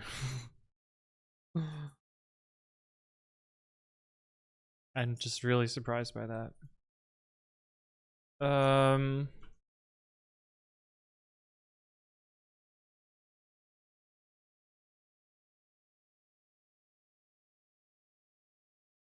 Yeah. Is the consecration the problem? No, the constant is stored on the code object. So this is like essentially O1. Like if you look at the actual code object, this will be part of CO consts. So this value lives for the entire program. It's not initialized or whatever. So it's literally that this contains operator on frozen set is slower than 3 equals checks, which I guess sort of makes sense because, like, I think it's rare. Like, the reason this is successful is it is rarely in this set, and so if it were commonly in the set, it'd be faster, and if it were commonly the second or third value, it'd be faster. But I guess it's much more likely to have not a string and not an F string, if it is a string, for that. But it's just very surprising. Pandactor says, first day of work in Vienna, I forgot to put deodorant on, was sweating like crazy. I go to the bathroom in the break during onboarding meeting, was like, oh, they have deodorant in here with German labeling. It was hairspray. Oh, fuck. Oh, no. Oh, shit. Dude, there's been so many times where I forget deodorant and I'm just like, I gotta leave. I gotta go find a corner store. I don't care what flavor of deodorant I'm getting today, but I cannot exist like this.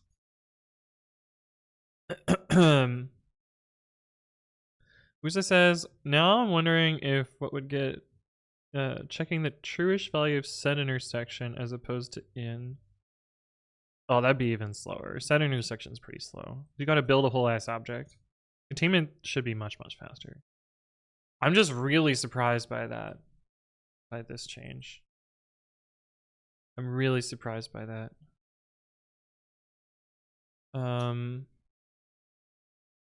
Okay, where is the...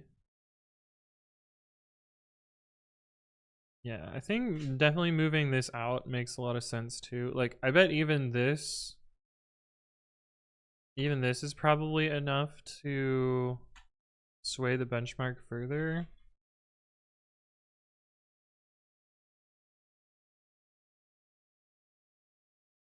Oh, not by much. I wonder if it's load const build list.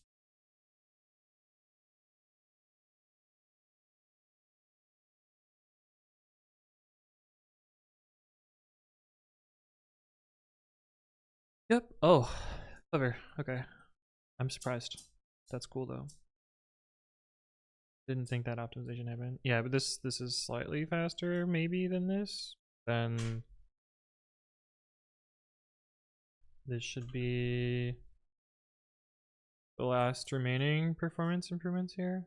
I'm super surprised by that if statement though. Wait, that's not faster? Why is that not faster?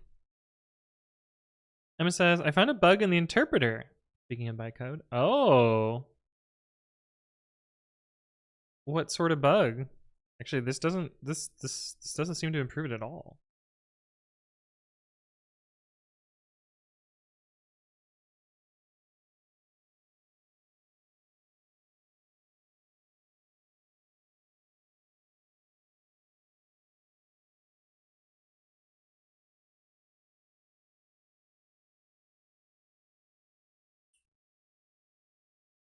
This is all for figure out the line number.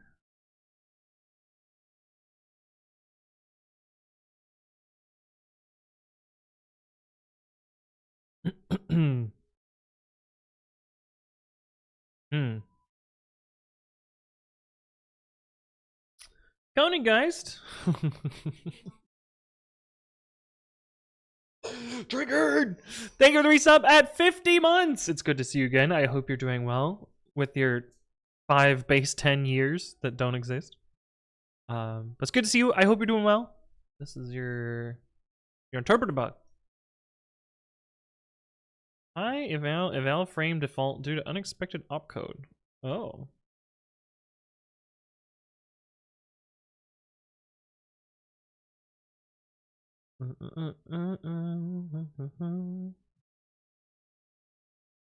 Also reduced with 314. Amazing.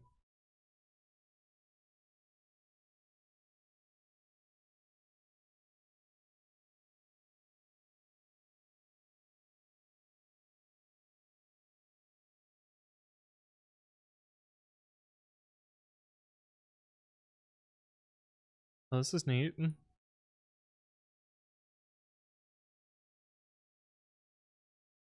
The watchdog package.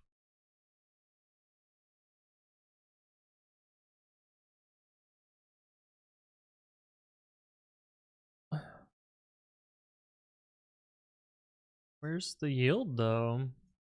I guess there's a yield in the context manager. This is a crazy fucking function. Why is that function so long?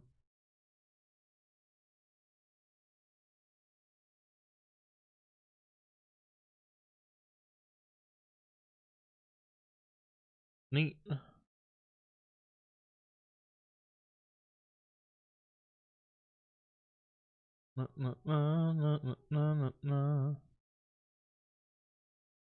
Yeah, this is probably the JIT stuff, right?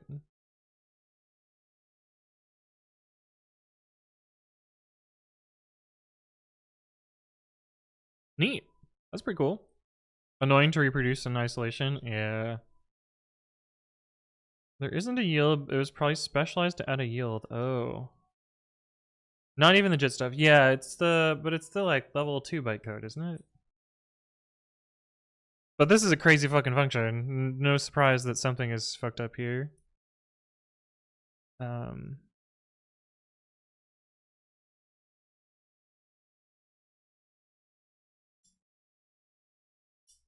The adaptive interpreter. Yeah. Yep. Yeah, so this frozen set actually makes very little difference, which I'm quite surprised by. I'm quite surprised by. Like, I wonder if this is just a string. What does that look like as a string? If we just do this. Oh shit, that's not what I wanted.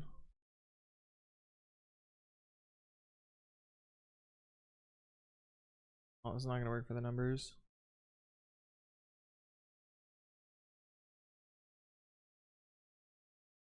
Gotta fix the numbers.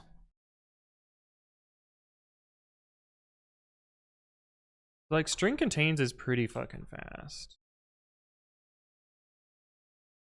See what this does. It's a little unintuitive. Okay, it's slower, probably. Good. That is, well, not really though. I guess this loop probably never happens in Flake8. There's probably so few backslashes that it doesn't get there at all.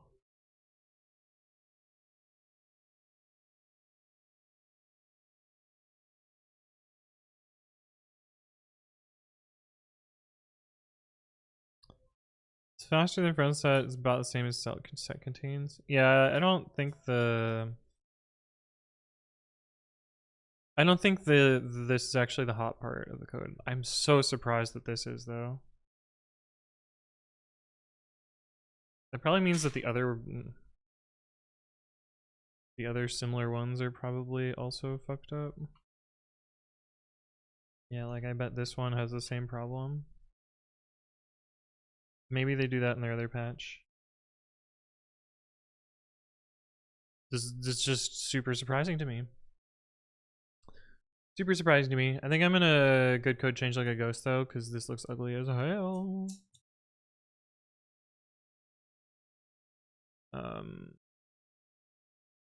Yeah.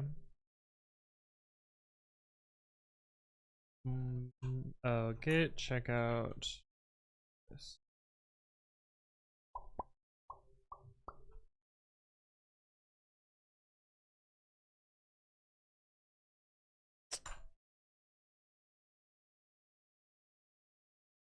I'm surprised how slow this function is though. This is the one of the main bottlenecks.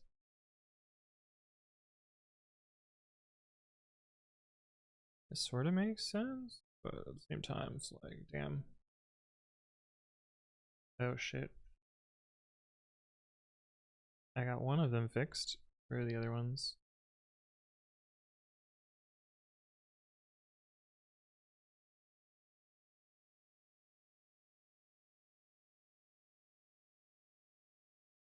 Yeah, just make this code look a little less dumb.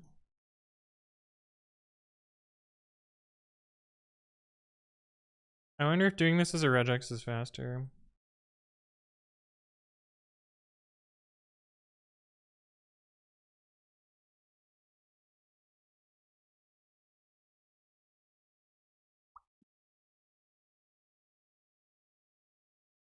Also,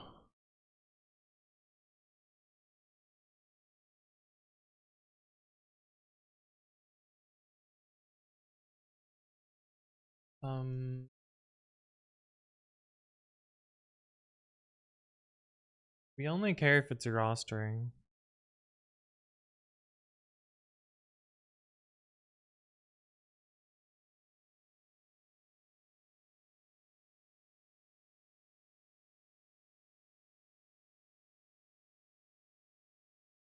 Oh, but it does have to be a stack. Oh, that's super annoying. It's super annoying.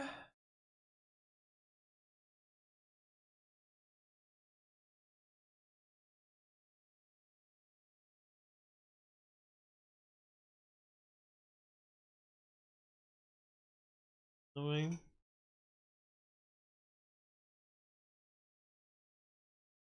But let's see if that improvement helps. So let's start with this.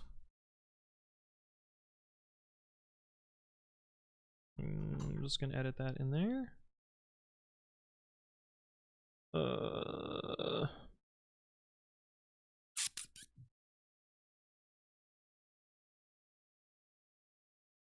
call it raw instead. Raw.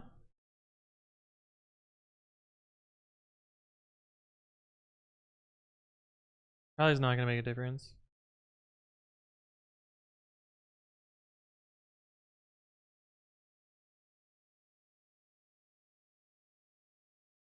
It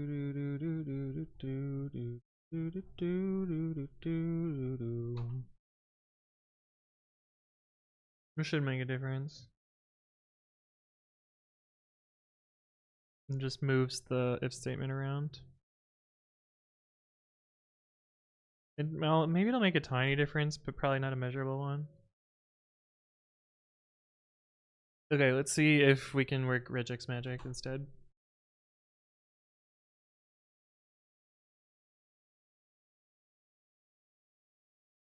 Here, let's try the regex.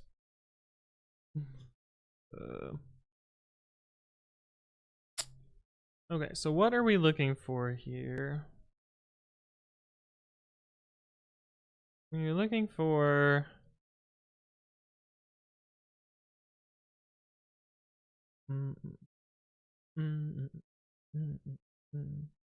looking for backslash followed by not one of those characters. So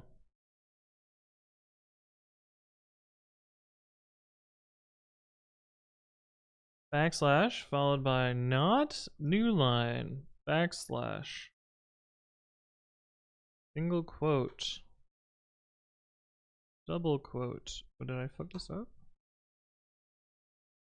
We'll check that in a second. ABFN RTV 0 1 2 3 4 5 6 7 XNUU. I fucked up the quotes. Perhaps. Let's try this in Jupyter first. Python 34, yeah.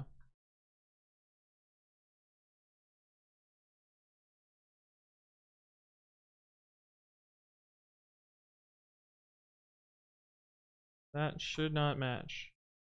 Oh, right. Not match, okay. Does it match? Quotes. Match. Double quotes. Okay, that seems fine then. So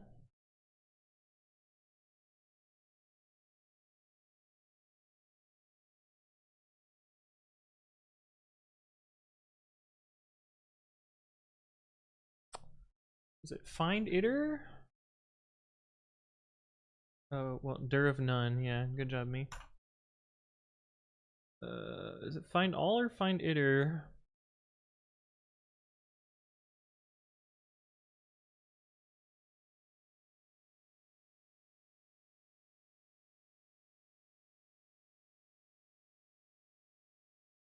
Is this match objects? Is that what we want? Do we want the other one? I think find all gives us the strings. We want find iter. We would say for match in mount skip dot find iter x.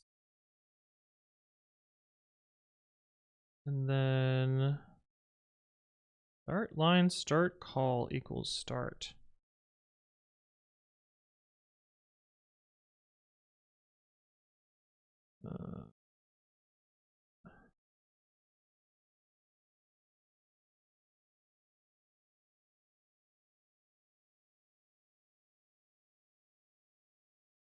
This will be pause, will be match dot.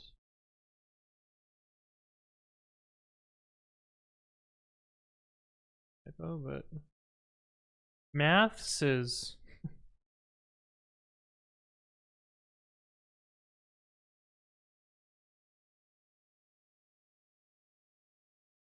Pause? M dot pause? Yeah.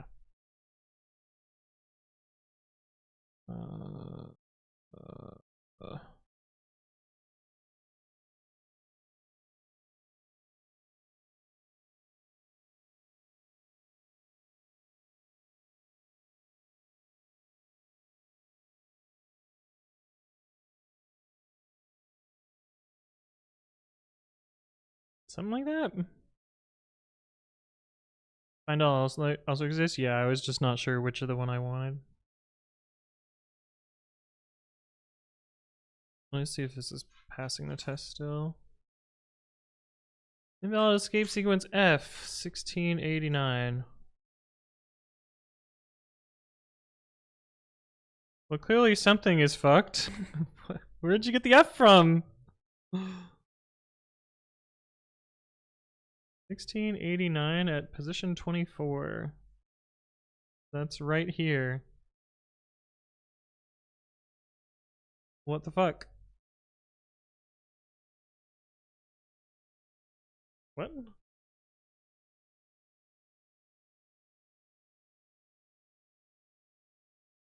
Where? What the fuck?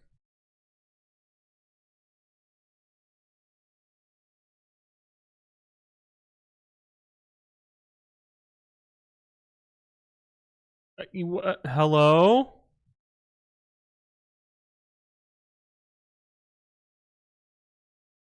What? Why is the behavior different in 310? Oh. Oh, fuck. Oh.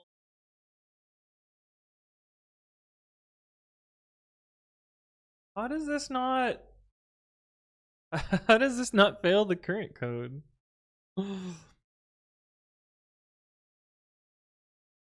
Hell? What's different? Oh, in 3.12, the tokenization of f strings happened.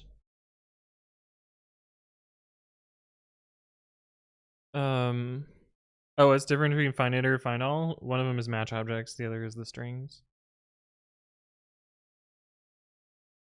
So, right. The reason the regex doesn't work, right? The reason is because the current code skips over the escaped character, and so it handles backslashes in pairs. You actually need to do the whole like back reference nonsense, which I think pycodestyle already does, if I remember correctly.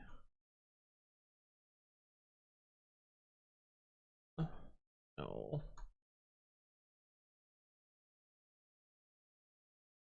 Oh, fucking A.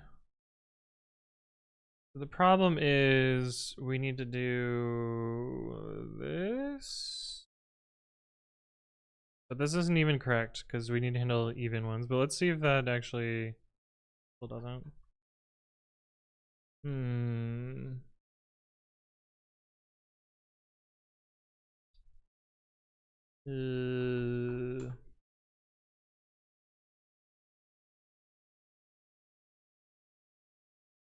Oh, because I have this backwards.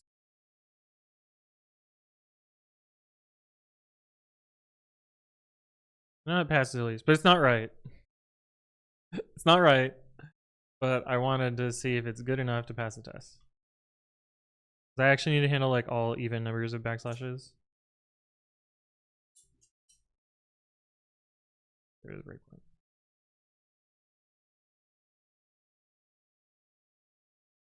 Backslashes all the way down, right, Mr. Swans? Number backslash in the regex pattern pains my soul. Yeah, it's pretty bad. We got on X the everything site. Why did the bird launch caught on radar this morning? The strong temperature version, the radar beam can get trapped. Wait, they're seeing birds on radar? What the fuck? Wild. Play the radar video. It's looping, but it's tiny. Those are all birds? That's a lot of fucking birds. Oh, I did drop a tiny number of frames. Weird. Click it. Whoa. Why were there so many birds? What is the government doing? Those birds aren't real, right? Because morning. Oh.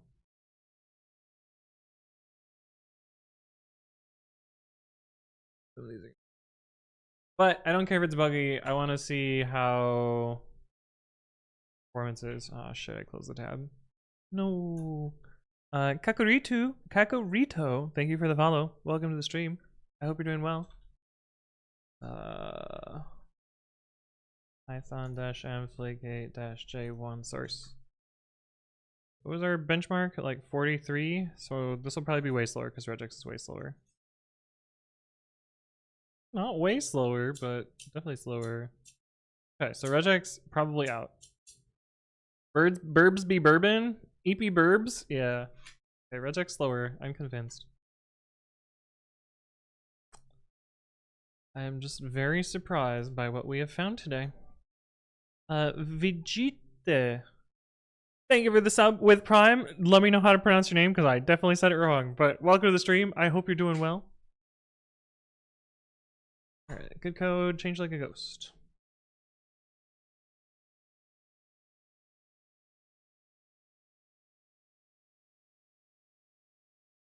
You should ditch regex and use match instead. Yeah.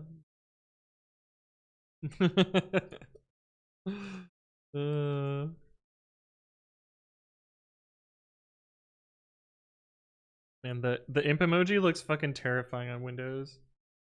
Look at how fucked up this thing looks. Little eyeballs.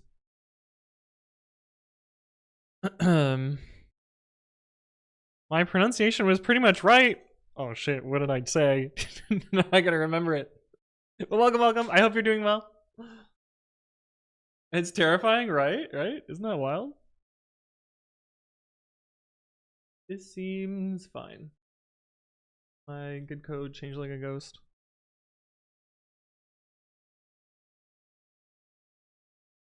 Yeah! Okay. Merge. Alright. What else do we have? Missing white space after keyword.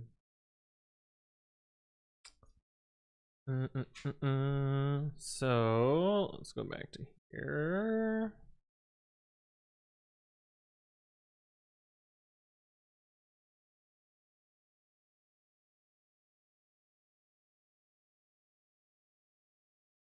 This is the one we want to turn back on.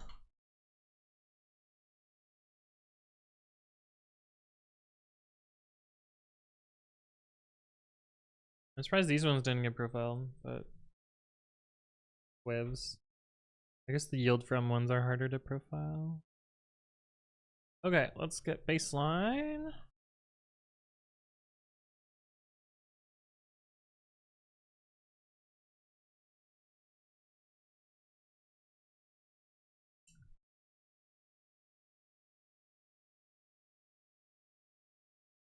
Okay, what does their actual change look like? Oh no.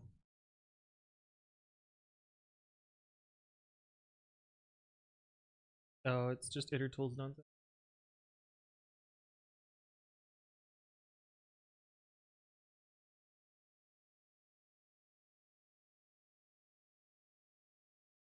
It's crazy that this is an improvement.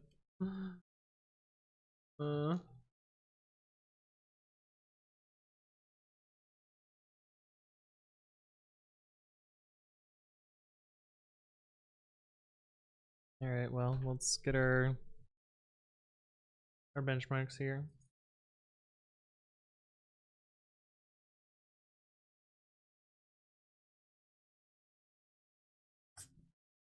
E iterable next B zip.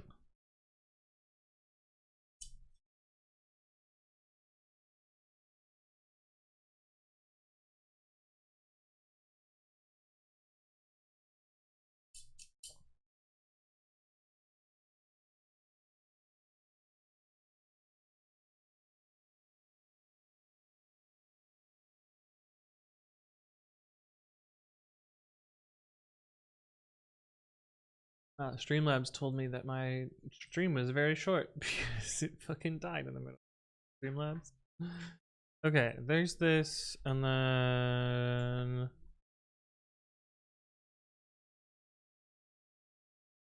got this one.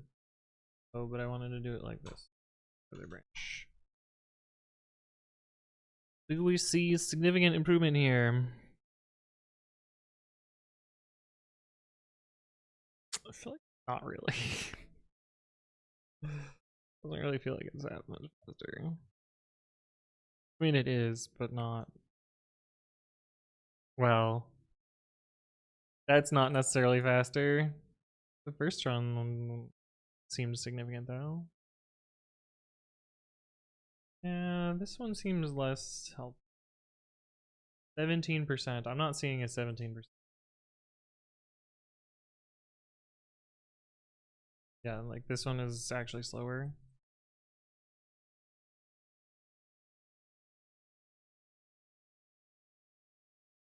Like if this actually does this improvement, wouldn't it be the same as doing iSlice? Can you do iSlice with -1? Your tools, iSlice. I think you can. Because only be able to have no start for us.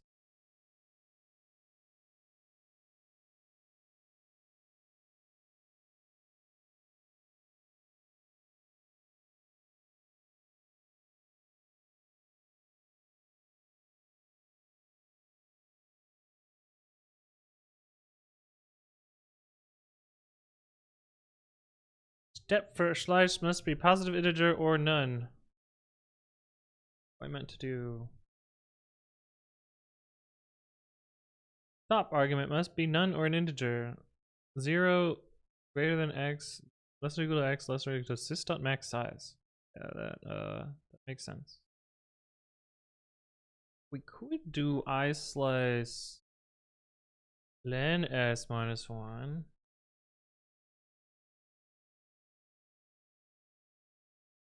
Would work. Rather than the weird T stuff.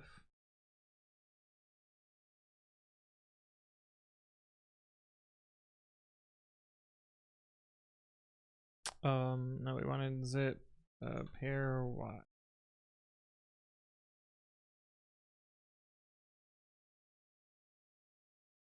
But it's probably better to not even do it as pairwise and just keep it previous.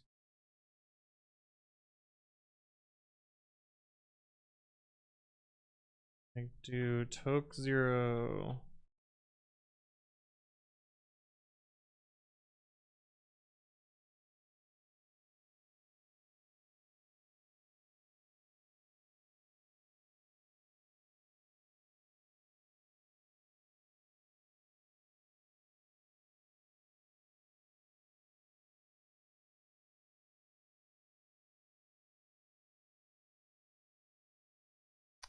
I bet this is faster than doing the weird pairwise nonsense.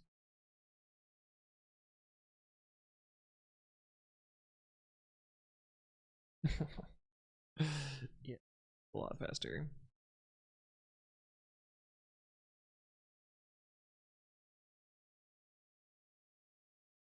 It's a lot faster. Does it pass the test though? Hep5, hello, hello. How you doing? Good to see you again. Yeah, pass the test. This seems better.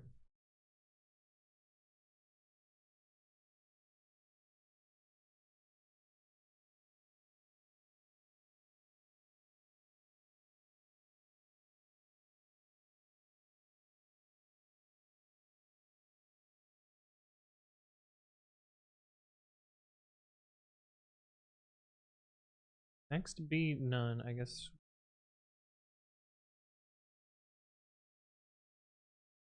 That way if it's empty.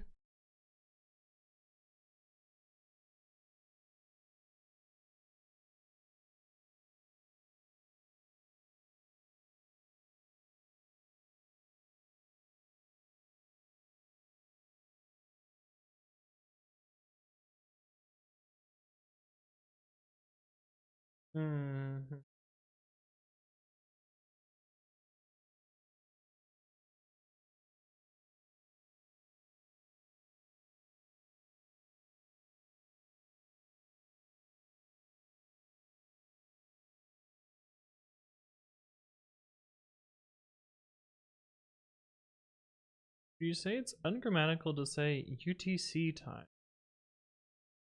Is that a la Rayet? I don't know what that means. UTC. Oh fuck, my internet is dead. No, stop it. No. Come back. Come back, stream. God, driving me nuts. Oh, it might be back now.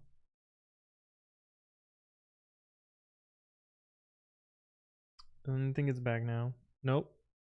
Just I spoke too quickly. Stop it. My frames. Oh my. I hate this.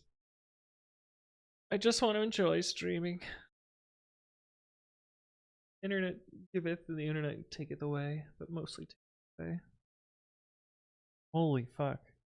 Really mad right now.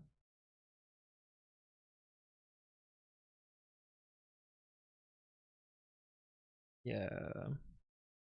The question is, pairwise is obviously the cleaner way to do this, but this is the faster way to do it.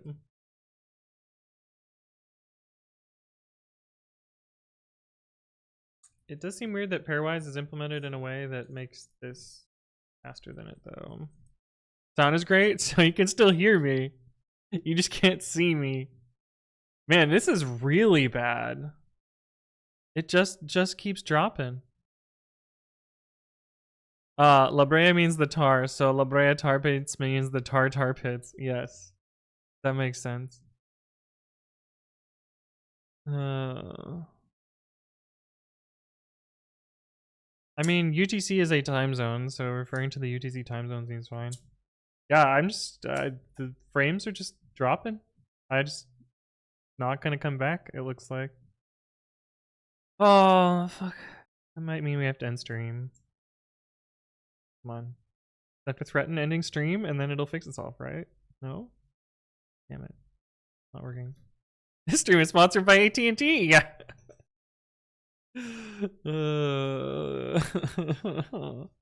They've been putting that overlay on all sorts of people's streams too. If only they could sponsor mine by making my internet not shit. Oh, we might be back to stable? No, we're not back to stable. God damn. Well. Alright, quick pull. Continue or give up.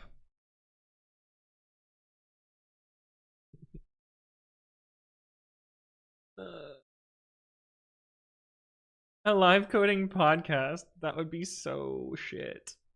No one would want to listen to that. Be me grumbling by myself while you can't even see what I'm grumbling at.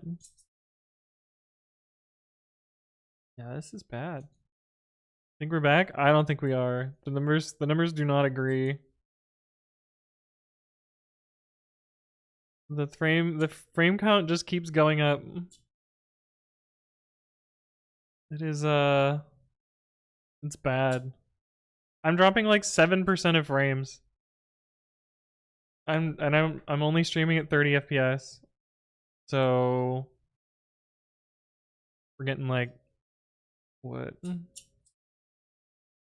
25 frames a second, but even that it's in bursts, so it's gonna look way worse than that.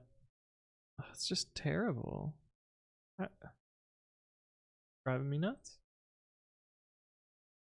Oh yeah, there's the poll. Alright, what are people voting?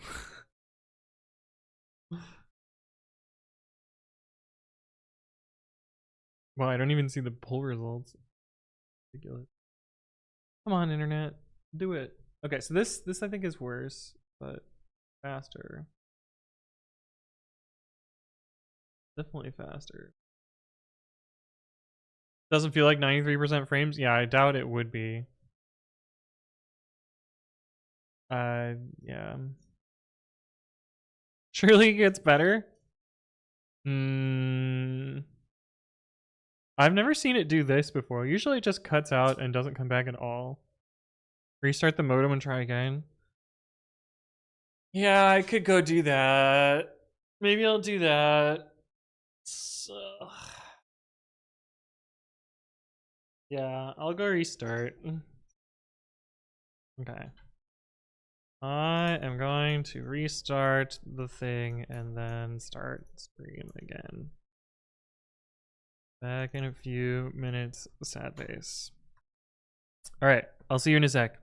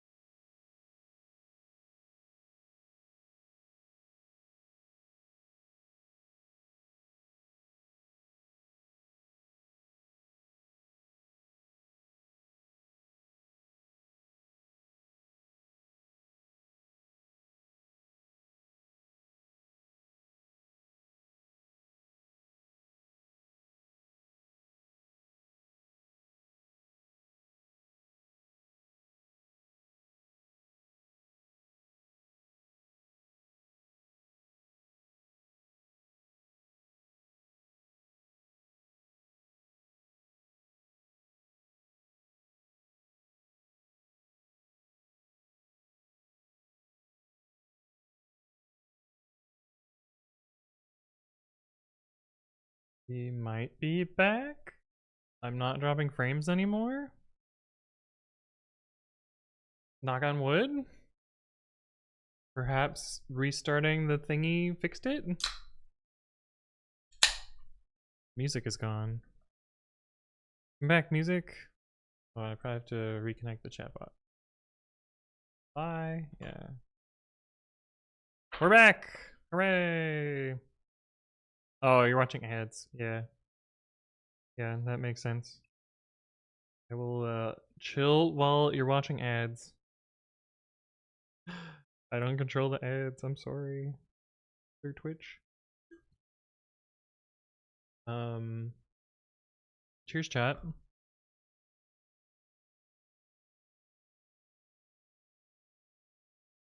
We're back! Hooray! Music to play again. There we go.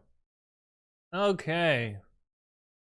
Maybe the internet will be more stable now. The world may never know.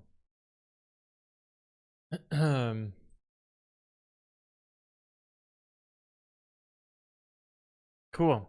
Okay. So, what we were talking about. I'm about to go to brunch, so it's funny to get cheers with alcohol this early.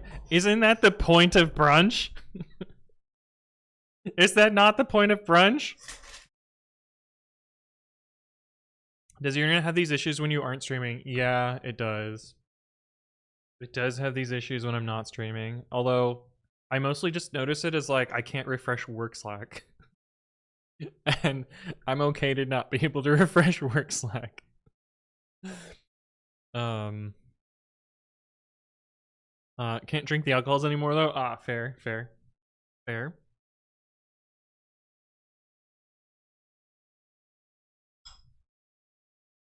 Okay, so this seems worse than pairwise, but the numbers say that it's much better. But that would point at like all of the times that, oh, there's no other zips in here.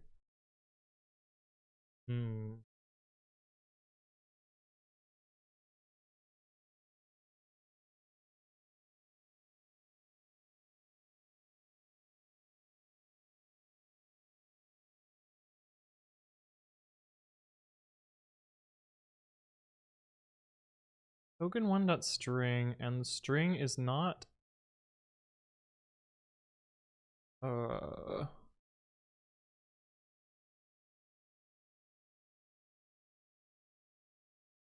yeah, no, that's fine. That's fine. Like, why does the truthiness of the string have to be checked? Because otherwise empty string would pass both of those tests. But I can't imagine that there's a token that's an empty string. So like, why does this line not just this? We will try the tests and see what they say. The tests say that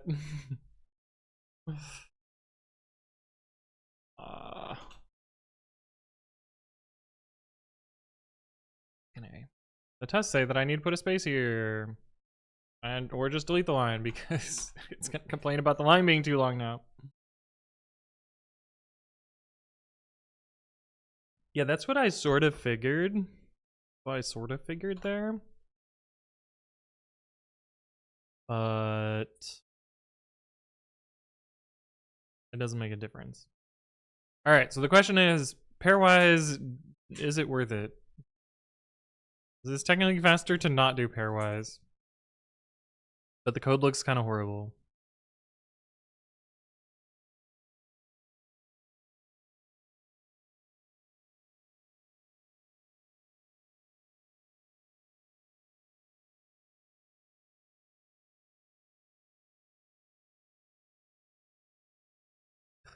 Fuck, I don't know. Why? I think we probably just accept it as is. Even though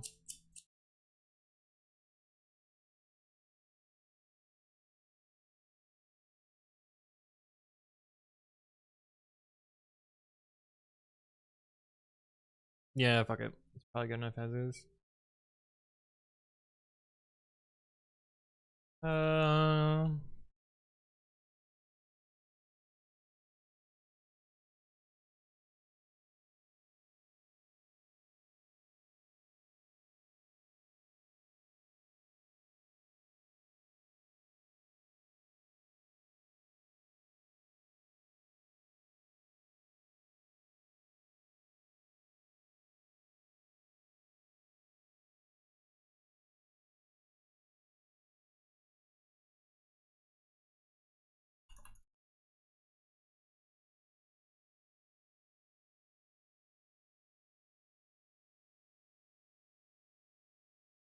yeah, whatever. Good enough.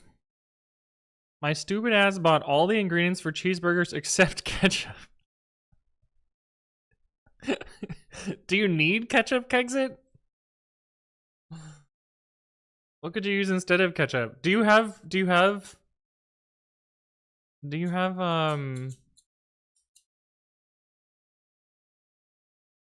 tomatoes? Because you could make ketchup. I'm not that white. Oh no.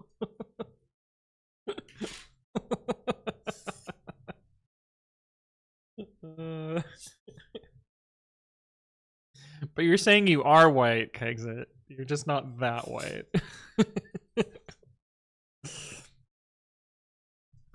I don't know what your race and ethnicity is, so dude, barbecue sauce instead of ketchup? Oh yeah. I mean I say as if I know what the fuck a cheeseburger tastes like. Harissa, oh that's gonna slap. You can get a spicy burger. Fun fact, chat, I have never eaten a cheeseburger. Never ever. It tastes like a cheeseburger. Thank God. You don't say.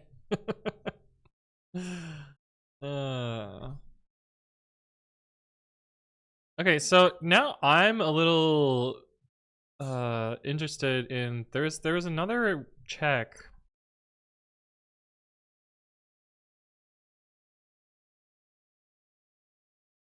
There's another check that did the like thing in like, is this one also worth changing to the other ones?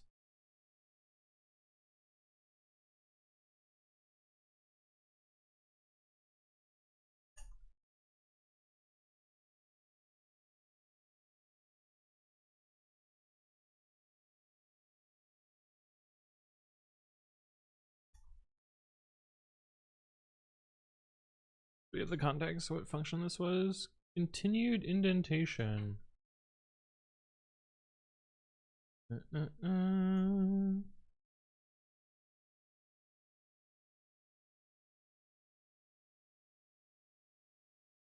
Yeah.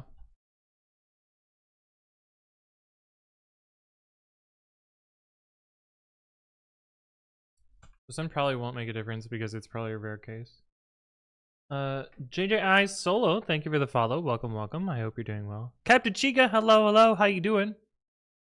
Why does it taste like cheeseburger and not like burger with cheese? European, sorry for your insufficient sauce options. Sorry for your ignorance. Crying face. Burger plus cheese implies that the cheese hasn't melted into the burger patty. That's a key piece of a cheeseburger.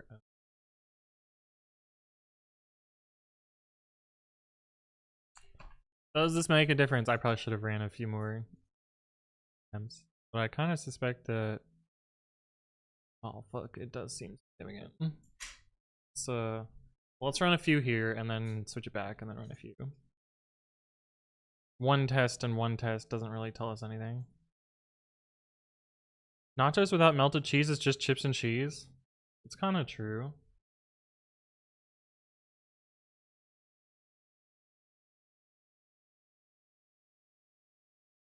I'm super hungry. I'm super hungry. This is not fair for you to all be talking about food. This one seems pretty variable. Kind of slow. What is this function even doing? Does not check up.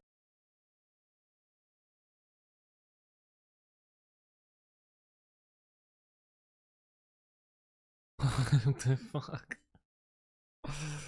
Why is this so complicated?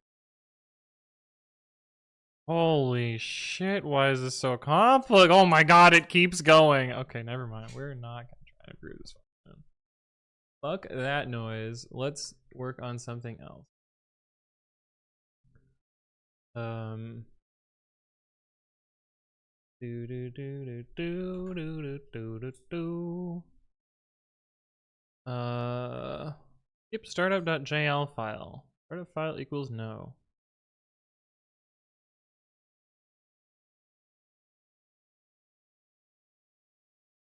Not how I would have written this.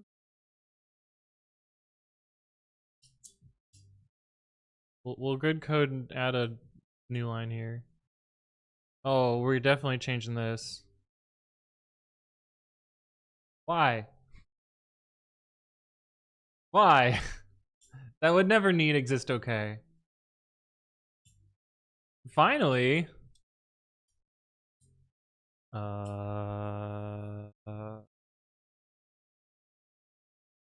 Okay, yeah, we're gonna good code change like a ghost this, but what the fuck?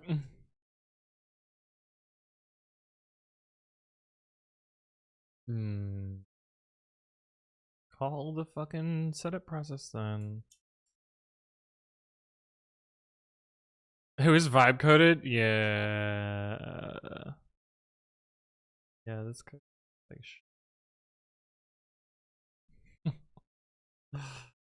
Fucking A. Okay, what are they actually doing here? Julia Depot Path.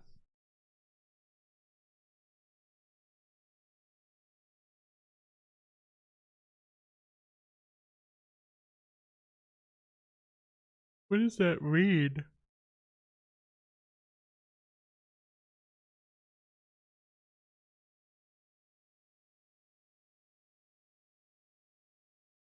Like, they don't need to do this shit at all. It'll run the startup anyway.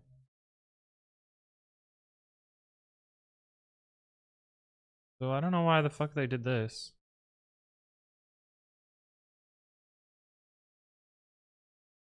LLM in my Julia code? More likely than you think.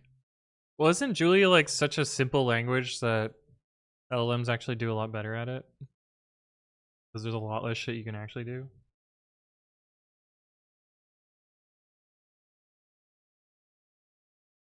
Wow, chat, you all wanted me to continue because I was the only one who voted for give up.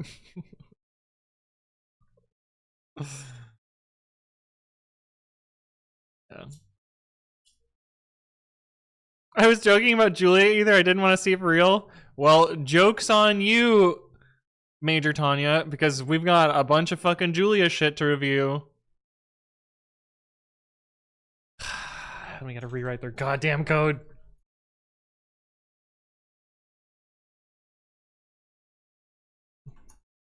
That said, I think this patch is actually good, but their test is shit.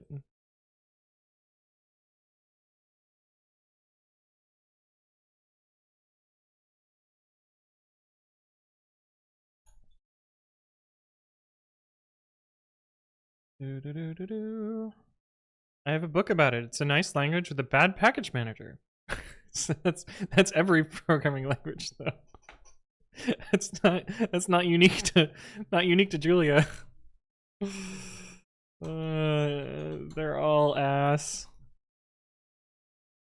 Oh. I'm realizing drinking on an empty stomach, not the play. Like, I've had maybe a third of a blue moon and I feel fucking drunk. This is not okay. And this is like, what, 4.5%? Number 5.4%, not 4.5, my bad. Grab a snack. I have no food in my house. I have to do groceries today. I haven't done groceries. Well, I haven't done groceries since getting back. and I am fresh out of food today. Like my breakfast was the last of the food in my house. I mean, I have like granola and quinoa and rice and jars of peanut butter and canned beans, but like nothing to do with any of them.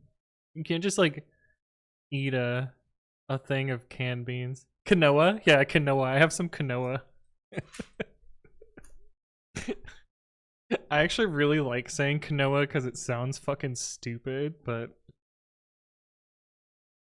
it's like when we say roost or Debian. Some are better than others. Julia's package manager is a bit strange because it's built in the interpreter command line. Dude, no, it is super dumb. You're right. I forgot about this.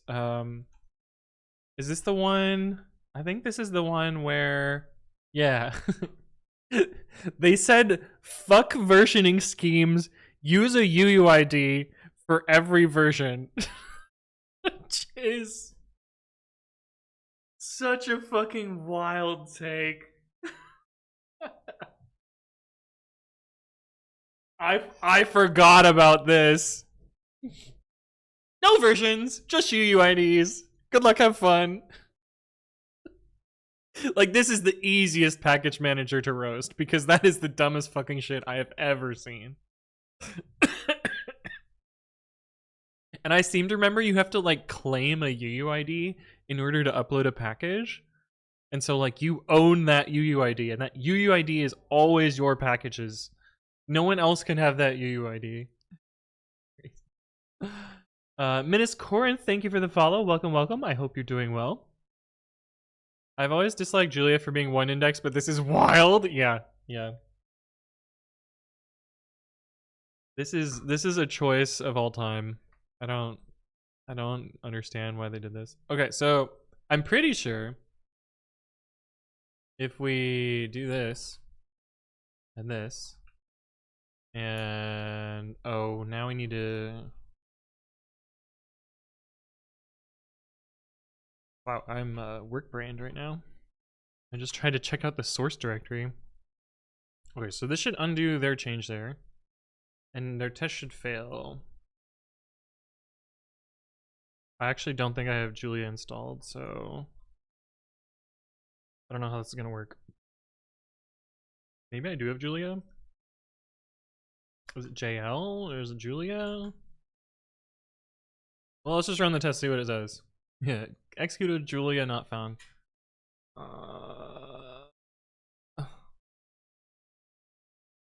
Install Julia Linux. And be like, I have to install blah blah blah. I'm not doing whatever the fuck it told me to do here. IP address retention policy.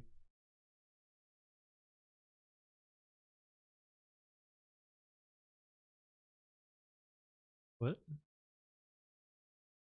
Why are you only showing me the Windows instructions? I hate when things do this. They're like, oh, you're on Windows. You must be using Windows.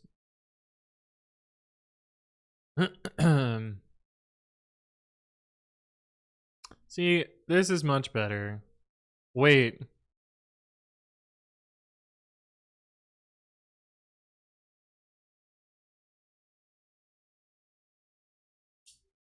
Wait, this is Linux and FreeBSD. Do they have binaries that also work on BSD? They have a tiny click here for Linux? Oh, yeah. JavaScript void 0.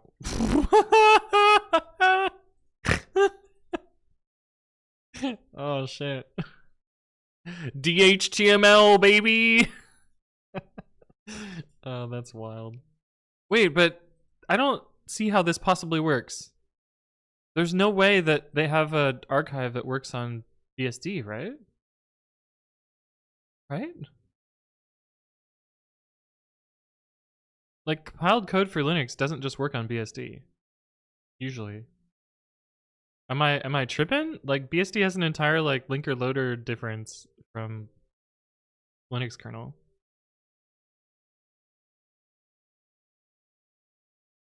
But we're gonna do this.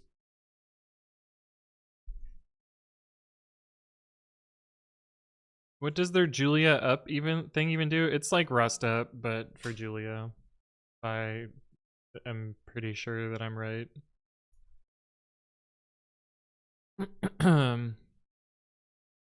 BSD has some compat package for Linux, we should not rely on it. Yeah, that seems weird that they would recommend that. I guess if this is static linked. No, it is linked against LD. Yeah, there's no way this shit works on. Oh, there's absolutely no way this works on BSD. Because it's linked to libdl and pthread and libc. I mean, there is a libc on BSD. There's no way. There's no way. Nothing but having no clue what Rust up does. It basically gets you a Rust compiler at a particular version. All right, so if we do path equals pwid Julia bin path test languages Julia test, and their test should fail.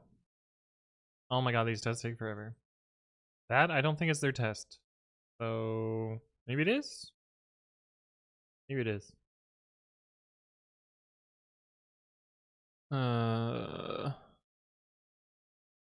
They're tier 2/tier 3 support. It can build from source, but may not pass all tests. May or may not build. Yeah. Okay, startup failed. Great. Perfect. This is their startup thing. Yeah, okay, so they didn't need to do this. I don't know why they did this. That doesn't make any sense to me. So we can at least get rid of that. And then this is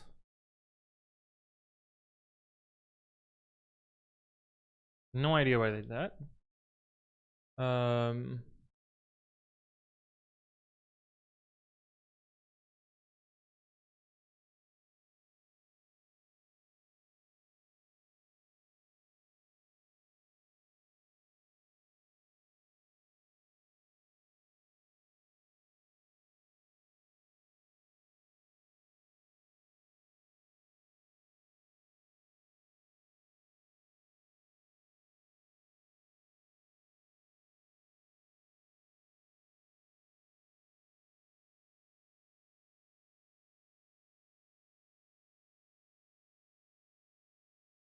Useless ass comment. This probably needs to be stirred.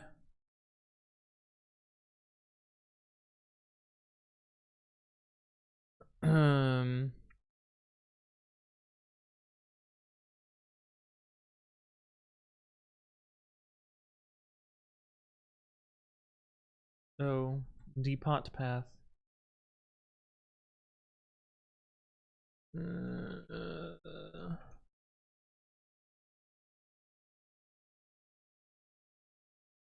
And then I can just do this.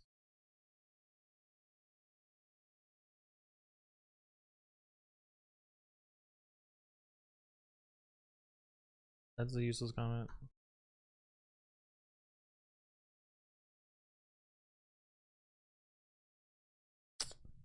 And I kind of get why they assigned this. Startup equals this.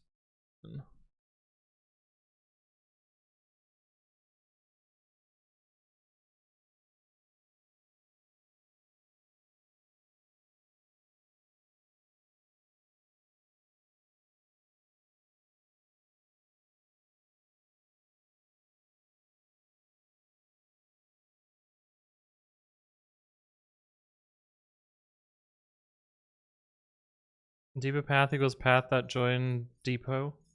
Make the variable name phonetic. Yeah. Exonity! Hello, hello. Good to see you again. Thank you for the resub at 55 months. Appreciate your continued support, and I hope you're doing well. With the whiskey. Wait, why does Noodle not have the whiskey in the belly? What? What is this? FK Games also here. Hello, hello. Word of the day is palimpsest. That sounds like incest. Refers to writing materials such as parchment manuscripts used one or more times after earlier writing has been erased. Oh. That's a word that no one should ever need to use again. Okay, so fails. And if we do this, now it should. Palimpsest. Definitely a weird one, yeah. You messed up! Yeah, Exonity! Why Noodle doesn't have whiskey? What is Noodle to do? Holy fuck, why does this test take so long? What is it doing?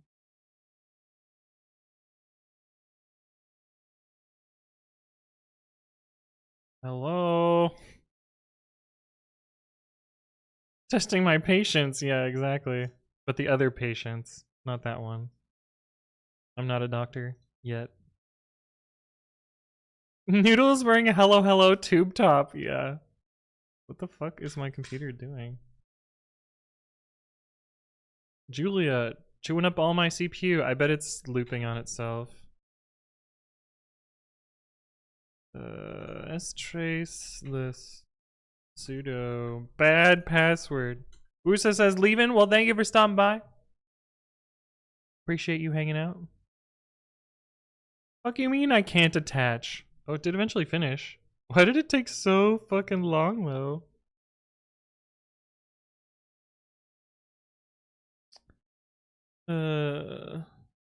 Yeah, why did that test take so long? Let's try it again. Maybe it didn't take that long and I'm just tripping. But like the first test is real quick. But what the fuck?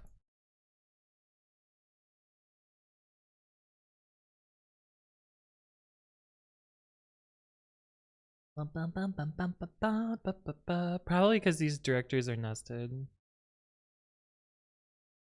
Yeah, probably.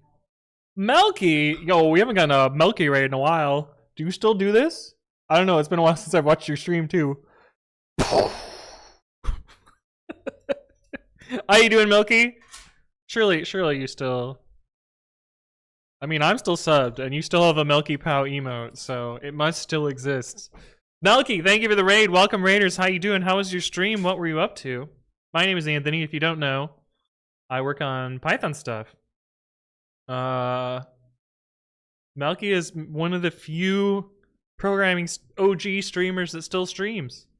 Usually High says skinny leg raid. Well, I got the opposite problem. I got my fucking tree trunks here. So a little different, but welcome, Raiders. Moon, thank you for the follow. Welcome. And Bumpy Lumps. We went over the Stack Overflow survey today. Ah, nice. Yeah, something's fucky if this takes 71 ass seconds. So let's figure out target equals 10 path dot join path target. Is this enough to make the test not the slowest fucking thing ever? Find out. How many butt seconds does it take? So many. A-Rice says gonna have to check out Melky then. Fan of the OG code streaming. I mean, Melky's been around for a hot minute. We go way back.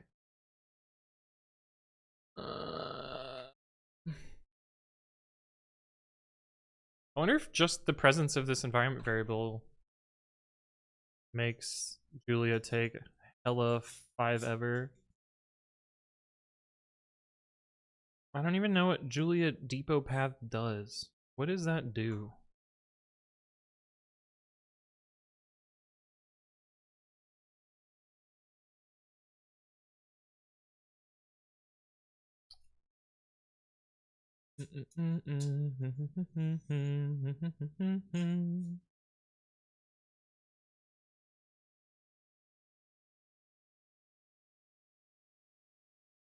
Depot Path.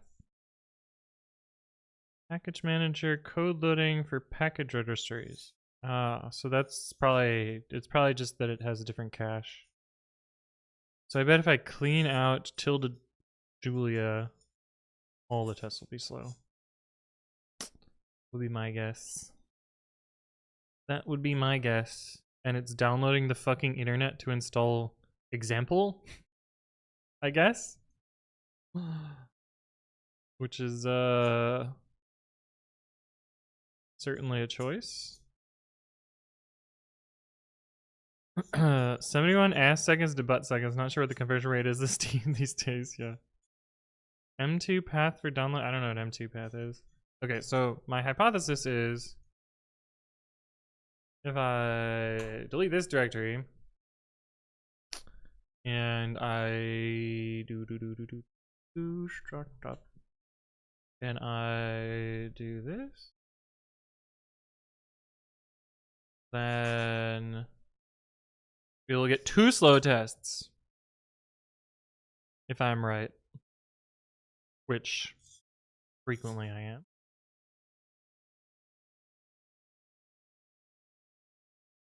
I don't know, that one seemed faster than I expected, so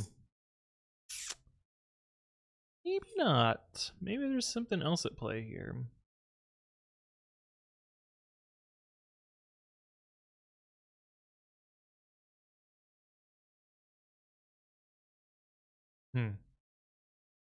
Why is this test so much slower?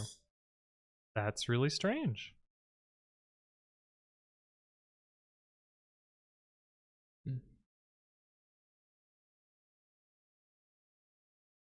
Oh, they add another colon here. Okay, so let's add the colon there probably. That's probably what we want. That'll make this not slow as shit. I'm just gonna cancel you.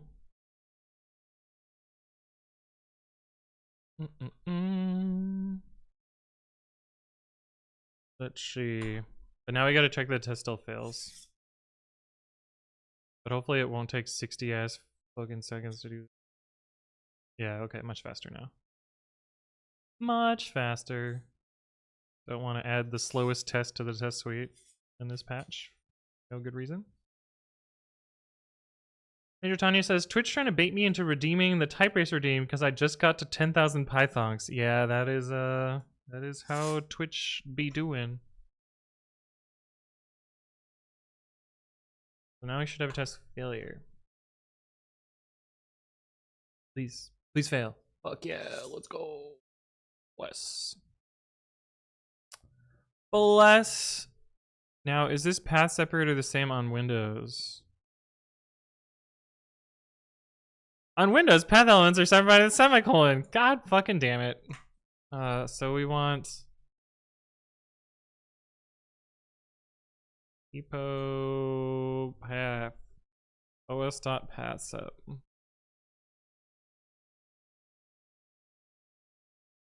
Yeah. Oh, this should still fail again.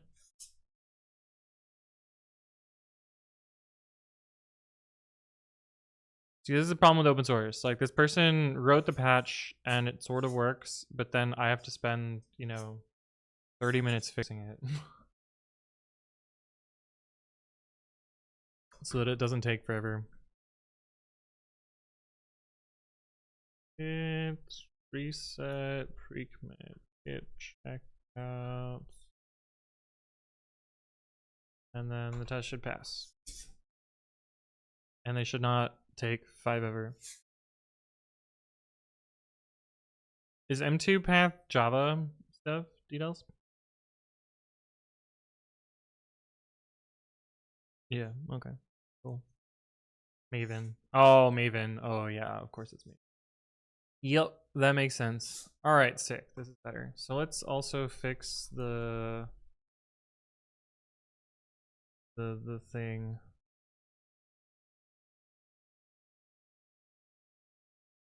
Like a so.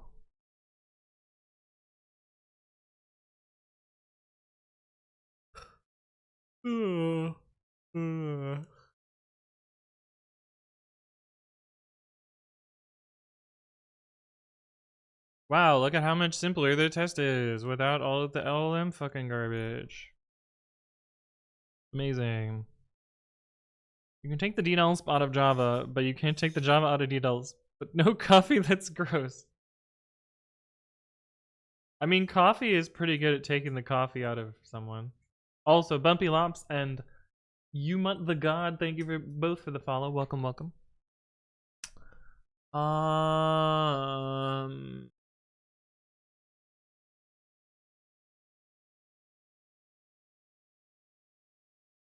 Yeah.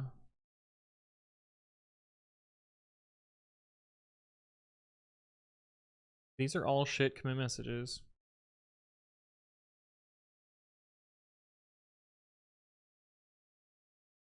These are all shit commit messages. What the fuck was they?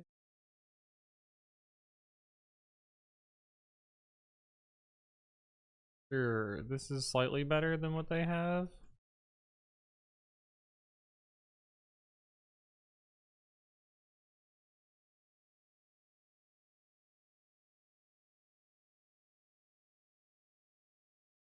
Ugh. Trying to make coverage happy ... Yeah, precisely. Okay. Good code, change like a ghost. Why did the button move? Why is there a weird new line here now?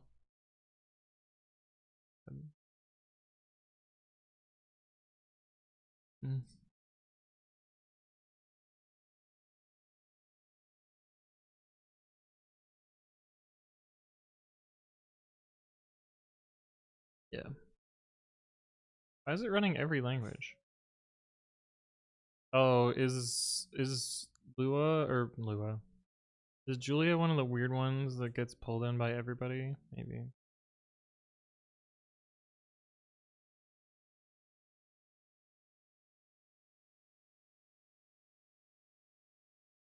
Or at least by any of these languages. I need to fix my module structure at some point. Okay, that one's out of the way. The other ones to review. One seems questionable.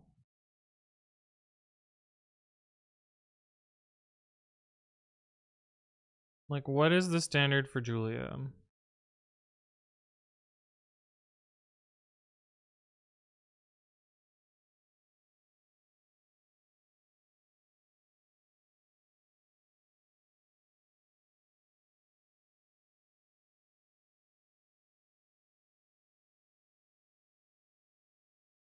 Lol, expecting a standard? Yeah.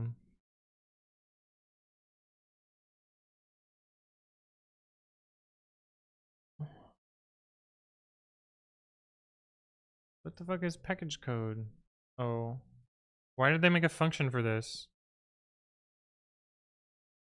Why did they make a function for this? This is what? Why? Function that's only used once. This is useless. Fucking inline it.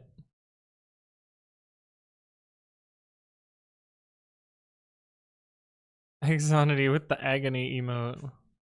Yeah.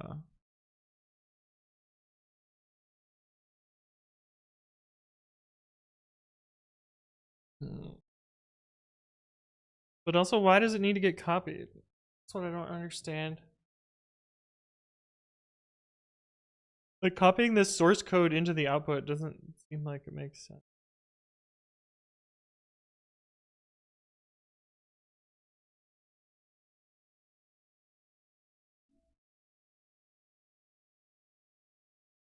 I mean, then again, like, the fucking code to install the packages is a Julia script, which also seems weird.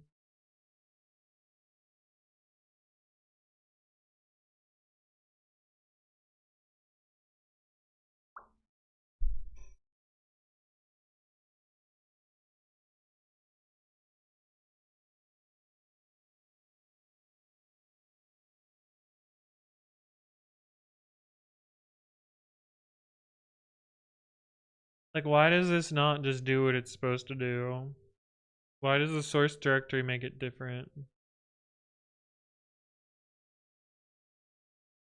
The emptor is an argument. Hook env equals args1.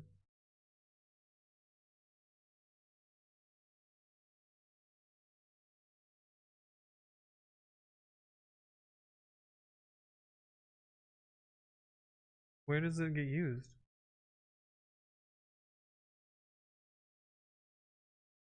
What the fuck? What? Why does it not get used? What's the point then? Does this shit even work?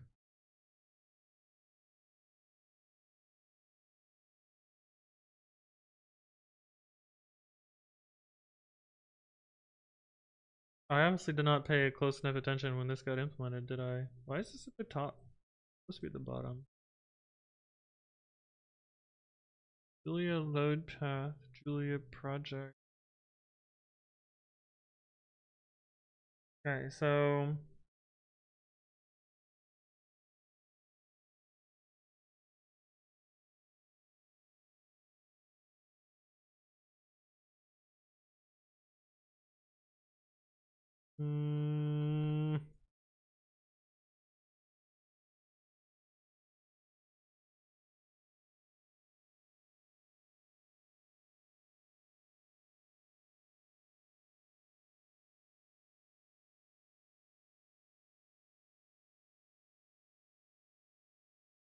I have no fucking idea how Julia.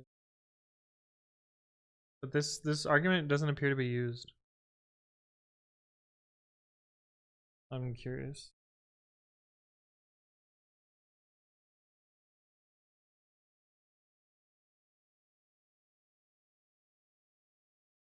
Like if I get rid of this, I do this. You remove this. Do the Julia test pass? No, they don't. So what the fuck? What the fuck?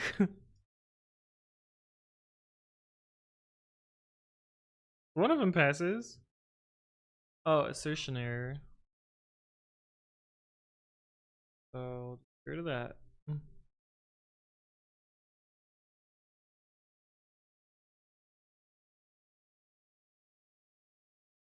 Bro, what the fuck?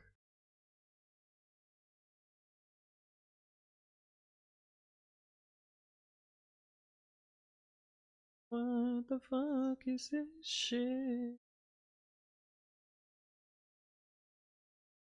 What does this code even do?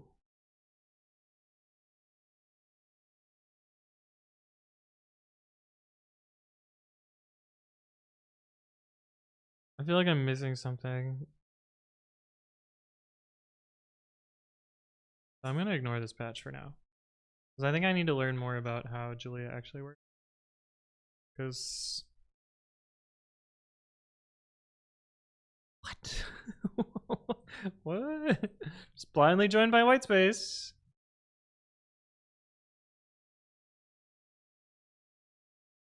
Is this string concatenate in Julia?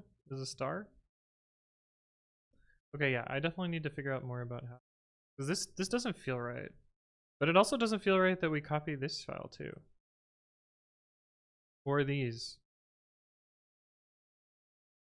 These all seem, this doesn't seem right. None of this seems right.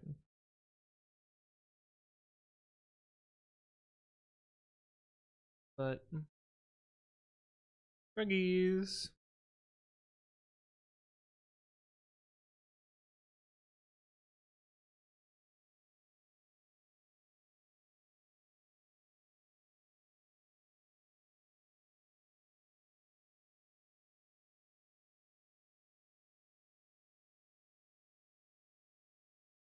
They have a conflict.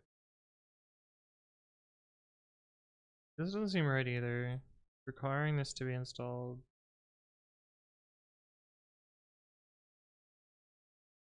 Hey, thank you for the reset with Prime at 6 months, which gets you a fancy new badge. How was EuroPython? It was pretty good. It was pretty good. I had a lot of fun. Drank a lot of beer. Met a bunch of people. Went to some talks that were okay. But yeah, I had a good time. Didn't get COVID this time. Which was nice. Okay, so what did they actually do? Yeah, this doesn't seem sufficient.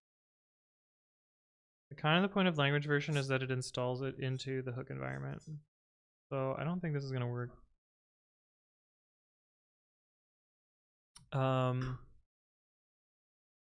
Yeah.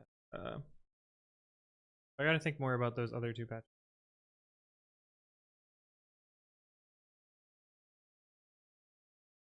Oh,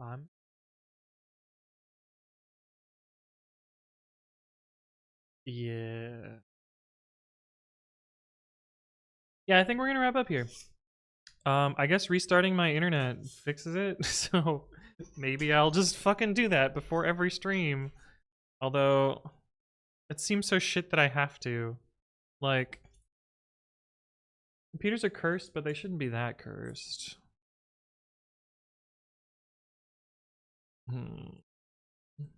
Yeah. Anyway, that's gonna wrap us up for today.